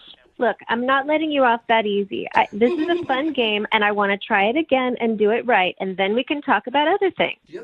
She really wants to do it, Jay. Will you give her another shot? You know, Amy, I feel bad about it, and I had a lot of fun chatting with you leading up to that first date, and I do want to really see what's up. So, yes. Okay. Okay. All right. Can't decide if this is exciting or the start of a really unhealthy relationship. Well, at least you guys are actually going out again. Jay, thank you for your time, man. I appreciate it. Thank you, guys. All right. We'll get it all set up, and hopefully we can get an update from you. All right. All right. Take care, man. Amy, are you still there? Yeah. Amy, why are you going out with him again? Yeah. Oh, I'm actually not. I'm just going to schedule it, and he'll show up, and then I won't. All right. So it is still a successful second date update. We'll take it. Brooke and Jubal in the morning. Got a text in at 78592 that says, that sounds like a horrible idea for a date, but I kind of want to do it. Me too. If you missed it, we're talking about today's second date update. Amy wanted to call this dude named Jay. She planned the date, and she had an interesting idea. She wanted to walk 15 minutes in the opposite direction at a park and then turn back around and try to find each other so that you can share what you saw during your walk. But they got lost during the date and decided to try again another time. They never actually met back up after they started walking in different directions. We got Jay on the phone and found out that he didn't want to walk around. He thought the date idea was kind of weird, so he just went and got drunk with his friends at a bar, then ended up at a strip club a little while later, and then lied to Amy about it. Because the whole time they were like, I can't find you. Let's meet up at a coffee shop. And he never did, but he was actually with his buddies. She was upset that Jay didn't follow the rules and got drunk and went to a strip club instead. But she said she did want to see him again the right way.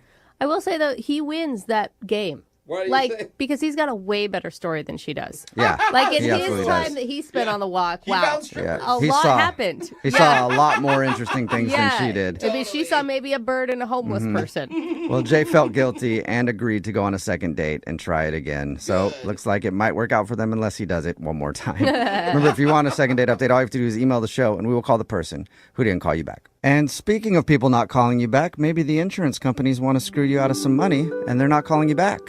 See how I did that? I tied that in perfectly. And that's why if you've been in a car accident and you need help getting money from the insurance companies, which you will need help because they don't want to just give you the cash, get a hold of my friends at The Advocates. It's advocateslaw.com, 206-512-3555. And they'll help you make sure you get all the money that you're owed from the insurance companies, whether it's for medical bills or repairs or anything like that. You need their help to get everything that you're owed. So it's 206-512-3555, online at advocateslaw.com. If you don't even think you need them, you might as well ask the question because a consultation is free and you don't pay anything unless you win. And also they've gotten over $100 million for their clients. So they know what they're doing.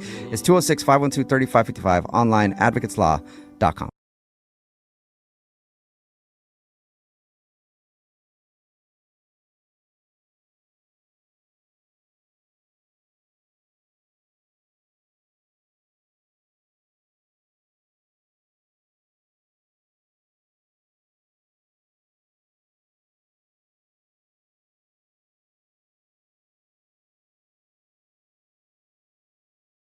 Lincoln South Food Hall in Bellevue. Fitness for foodies. From carb-loving meat eaters to vegan and everything in between, we've got you covered. Grab a quick lunch or come for happy hour. You'll leave craving more. Order online at lincolnsfh.com. Moving 92.5. Brooke and Jubal's second date update.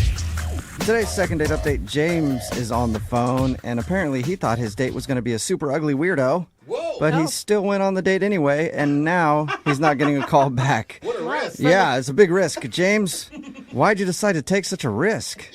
I don't know. I was just kind of curious. I mean, her photos looked amazing, and I'm thinking, there's no way that she's real. I'm being catfished, I thought from the photos you thought she was a super ugly weirdo. Yeah, she's uggo. I'm gonna try this out. Well, maybe good looking wasn't working out for you. Sometimes you have to go a different route. Sure. No, but seriously, I really thought I was being catfished. Like, I showed the photos to all my friends, and they were convinced as well, Yeah. They're like, there's no way you can get somebody on that level. It's got to be a super ugly weirdo you're about to go out with. Sad. No, exactly. It was way out of my league, but I'm like, on the off chance she's real, like, I have to go. I owe it to myself. What were you feeling pulling up to this date? I mean, I assume you guys met somewhere. Well, we chose to meet at a public place. I just wanted to make sure I was safe because, like I said, I really, in the back of my mind, thought I was being catfished. Hey, and, it's smart. That's smart. I don't want to be kidnapped or something. I have no idea. But, so we picked a coffee shop, And when I get to the coffee shop, it really was her. Like, I just could not believe it. Oh my! Yeah. Did you almost want to leave? Like, wait, hold on. This wasn't what I actually was expecting. No, I know. Nothing like, things never work out like this. So I was excited. And I told her right away. I was like, I thought, I was being catfished, so I can't believe it. You're real. And then she took off a mask and she's like, nope, I'm a super ugly weirdo. Gotcha. Yeah, exactly. She ripped it right off. And then. What was her response when you told her you thought you were being catfished? She laughed. Her photos are a little too good, and I guess she probably, I don't know if she gets that often. It's probably a compliment. Yeah. No, but yeah, so I told her, when I told her that, she actually told me she was flattered by that. So that was cool. I mean, if somebody was like, man, your pictures are too good online. There's no way you could look like that in real life. I'd be like, well, one, I'd be like, that's true. I don't. You get that a lot. But I would, if I did look like that in real life, I'd be like, yeah, thanks. I appreciate that. I'm that good looking. What's her name, by the way? Anna. Anna. All right. And how was coffee with Anna? It was nice. She was laughing at my jokes, so that was cool. Nice. And things are going well. And finally, we finished coffee, and it was that, time to do something else. And I suggested that we explore the city and just, walk around and kind of hang out. And she agreed? Yes, she agreed. And so we're walking around, and we find this antique store that looks very intriguing. Okay. So we go in there, and, they have, like, your typical kind of New Age books and lots of antiques and stuff. But they have this, like, big gem collection. So, quick backstory, my grandmother's really into gems and crystals and stuff and kind of raised me on them. So I know, a decent amount about it. So we're looking at the gems, and I'm explaining to her different ones and what I know about it. And she's just amazed that I know this, and we're looking at all of them. I decide I'm going to buy her a gem. This is going to be, my big move. Okay, bought her a diamond ring and proposed to her. And I proposed right there. Okay. No, I bought her this rose quartz, and it's a gem for love, right? That's like the rose quartz. So that's kind of nice. I know, right? I was like, all right, this will be great. And she was very flattered. She loved it. And I don't know, from there, it was just kind of, she had, other things to do. It was kind of the end of the date, I guess. And, it ended with a hug. Like, I didn't know if I should kiss her, but I didn't. And was it naturally the end of the date, or did it feel like after you bought the rose quartz, she was like, all right, gotta go? I know it sounds like that, but it wasn't that. It was just kind of a natural ending to our date. Okay. Good. But I haven't heard back from her, honestly, since that hug. And I kind of keep going over to my mind, like, should I have kissed her, or, should I have just made a date right then and there for, like, a second date? My friends told me play it cool and wait a few days, but I don't know. The more I think of it, my friends are just kind of idiots, and they're all single also. Yeah, exactly. Take advice from them. You don't think maybe, like, you gave her a gem for love and the L word might have scared her away too soon? Maybe, but I just feel like it's not like I just dropped down on one knee and proposed. That's actually the name of the gem. It's a gem for love. So you didn't give it to her and was like, I love you, and that's why I'm giving this love gem to you. Exactly. Okay. I don't know though. Right? I'm kind of with. It feels like a lot to me. Like, wasn't there like a gem for happiness you could have picked, or a gem for like gratitude, or some other lovely feeling? A gem for let's have a second date. Yeah, exactly. I don't know if there's a second date gem, but we'll a gem to text me back. That would have been nice. All right, we'll play a song and then come back and call her and get your second date update. Okay? Yeah, any help you can give me would be great. Okay, we'll call her right after this. Hang on. 92.5. Brooke and Jubal in the mornings. Second date update. Today's second date update makes you realize how distrusting people are when it comes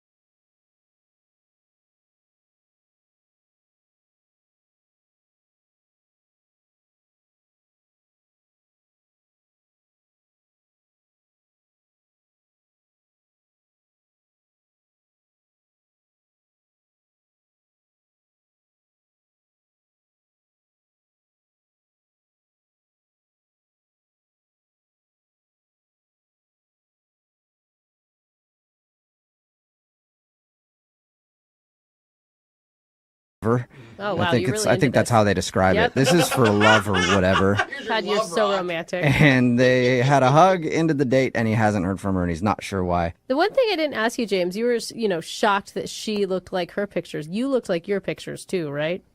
Yeah, of course. Okay. And I mean, I still just can't get out of my mind. Like, what did I do wrong? I mean, do you think I should have just kissed her right there when I gave her the gem? What do you think? I mean, I would have had to have been there. I'm going to go with overkill. Yeah. Like the love rock and a kiss, it felt... Right. Yeah. I mean, if you're worried that the rock did too much, the kiss would have really pushed you over the edge. I mean, so you think I should have kissed her before I gave her the rock? Yeah. I think you should have kissed her as soon as you found out that she wasn't catfishing you. Just, oh, thank God. And then kissed her. Well, I'm going to dial her phone number right now and see if we can figure it out for you, okay? Okay. All right, here we go.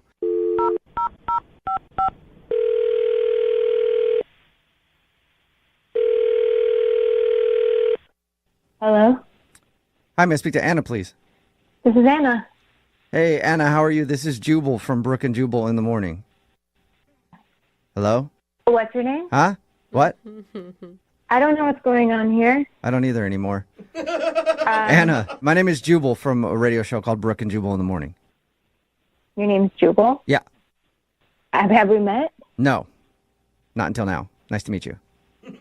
Okay. Why are you calling me?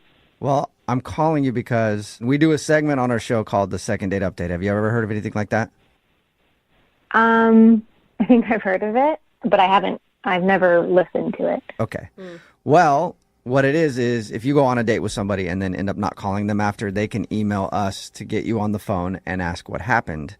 And we got an email about you from a guy who listens to our show. His name is James. Okay. Okay. And James told us that you guys went on a date and he really enjoyed going out with you, but now you're not returning any of his phone calls or text messages. Yeah. I'm not trying to see him again. I think you've made that point clear, and that's really not why we're just trying to figure out why he is confused. He wants to know if he did something wrong. Do I have to give you a reason? I mean, there's nothing I can take from you if you don't, but we would like it. He would like a reason. I guess I can tell you that James's dating profile is, it seems really sneaky. Sneaky? Sneaky and very misleading. What did it say in his dating profile? We've never seen it. I'm being really honest. I feel like I was catfished. I feel like you were catfished? That I was catfished, and he even brought it up on the date that he was afraid that he was going to be catfished because I seemed too beautiful in my photos. Okay. But quite honestly, I felt like I was being catfished. Did he look different or something? Well, no, he looked the same, I would say, in his photos generally. But the main part of his profile says that he's a real life rock star, and that's the thing that attracted me to him the most because I love rock and roll. It's my jam, and I thought, great, somebody else who has that same craving for it. So you thought he was a big music lover? Not only did I think he was a music lover, but from that quote, I just assumed that he was a rock star, that he was actually in a band, and I get there, and he's just another average polo-wearing Joe Schmo. Okay. So wait, did you ask him? I mean, did you ask him, are you in a band? Did you ever discuss that? Yeah, I tried to bring it up a little bit, but this guy, I don't know if you know this, he's a rock fiend, like an actual gravel earth rock fiend. Well, we did talk to him, Anna, and he told us that he loves like gyms and things like that. Oh, yeah. He absolutely is in love with gems. I think more than he probably would be with an actual person, which is where I felt so misled. And I'm thinking this guy loves rock and roll. He's a rock star, an actual rock star. No, he just loves rock. Okay. But Anna, can't you find the humor in that? That's pretty funny. You know, it's funny, but I'm just not into it. Okay, so you're not interested in dating a dude who is literally into rocks and not rock and roll. Yeah, I was hoping he would be into music, but instead he just gave me a pink rock, and So that's why I don't want to see him again. Okay, cool. Thank you. Yeah, it does make sense. And you know what else, Anna? What? James is actually on the other line listening and wants to talk to you. Oh, my God. Are you serious? Yeah. How rock and roll is that, huh? Surprise. He's a loose cannon. James, are you still there? I'm still here, yeah. Hey. I still can't believe this. Adam, how come you just didn't tell me this? How come you're putting rock star on your profile when you don't know nothing about rock and roll? It's really misleading. Not to my followers, not to the people who love rocks like I do. I mean, it's very serious. But you don't think that that's kind of like that badass, edgy lifestyle that you're looking for, Anna? Oh, no. I don't. You have to admit, all right, sure, I'm not a rock star in the way you thought. Yeah, I'm not some guy who takes drugs and plays guitar, but you have to admit. When did I ever say that? Yeah, I mean, all the rock stars take a lot of drugs. You know that.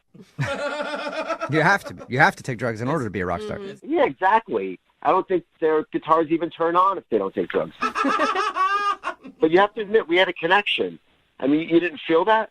I mean, I have nothing to admit, James, because I didn't feel that.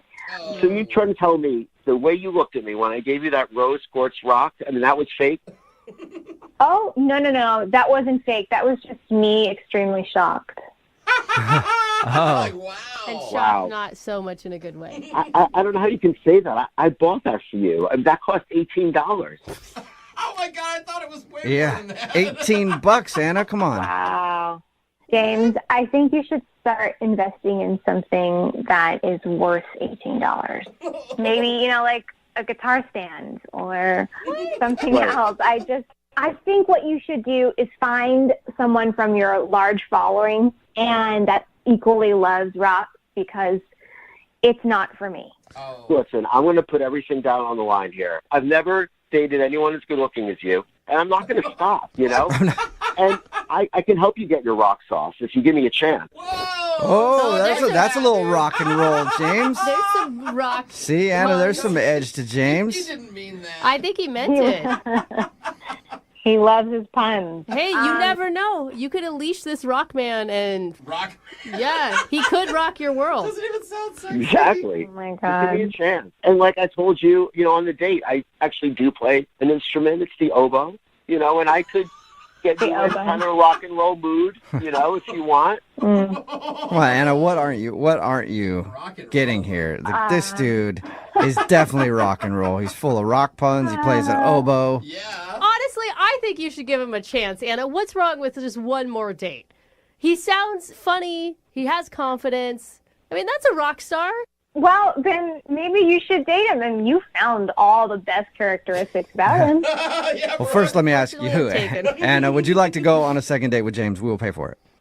I'm going to tell you straight, James. I'm really not feeling the rebel rock vibe, and I prefer the rock and roll vibe. So I'm going to have to pass. Oh, man. Oh, that's too bad. I'm telling you that I'm not a drug addict who plays rock and roll. I love rock. Not looking for a drug addict.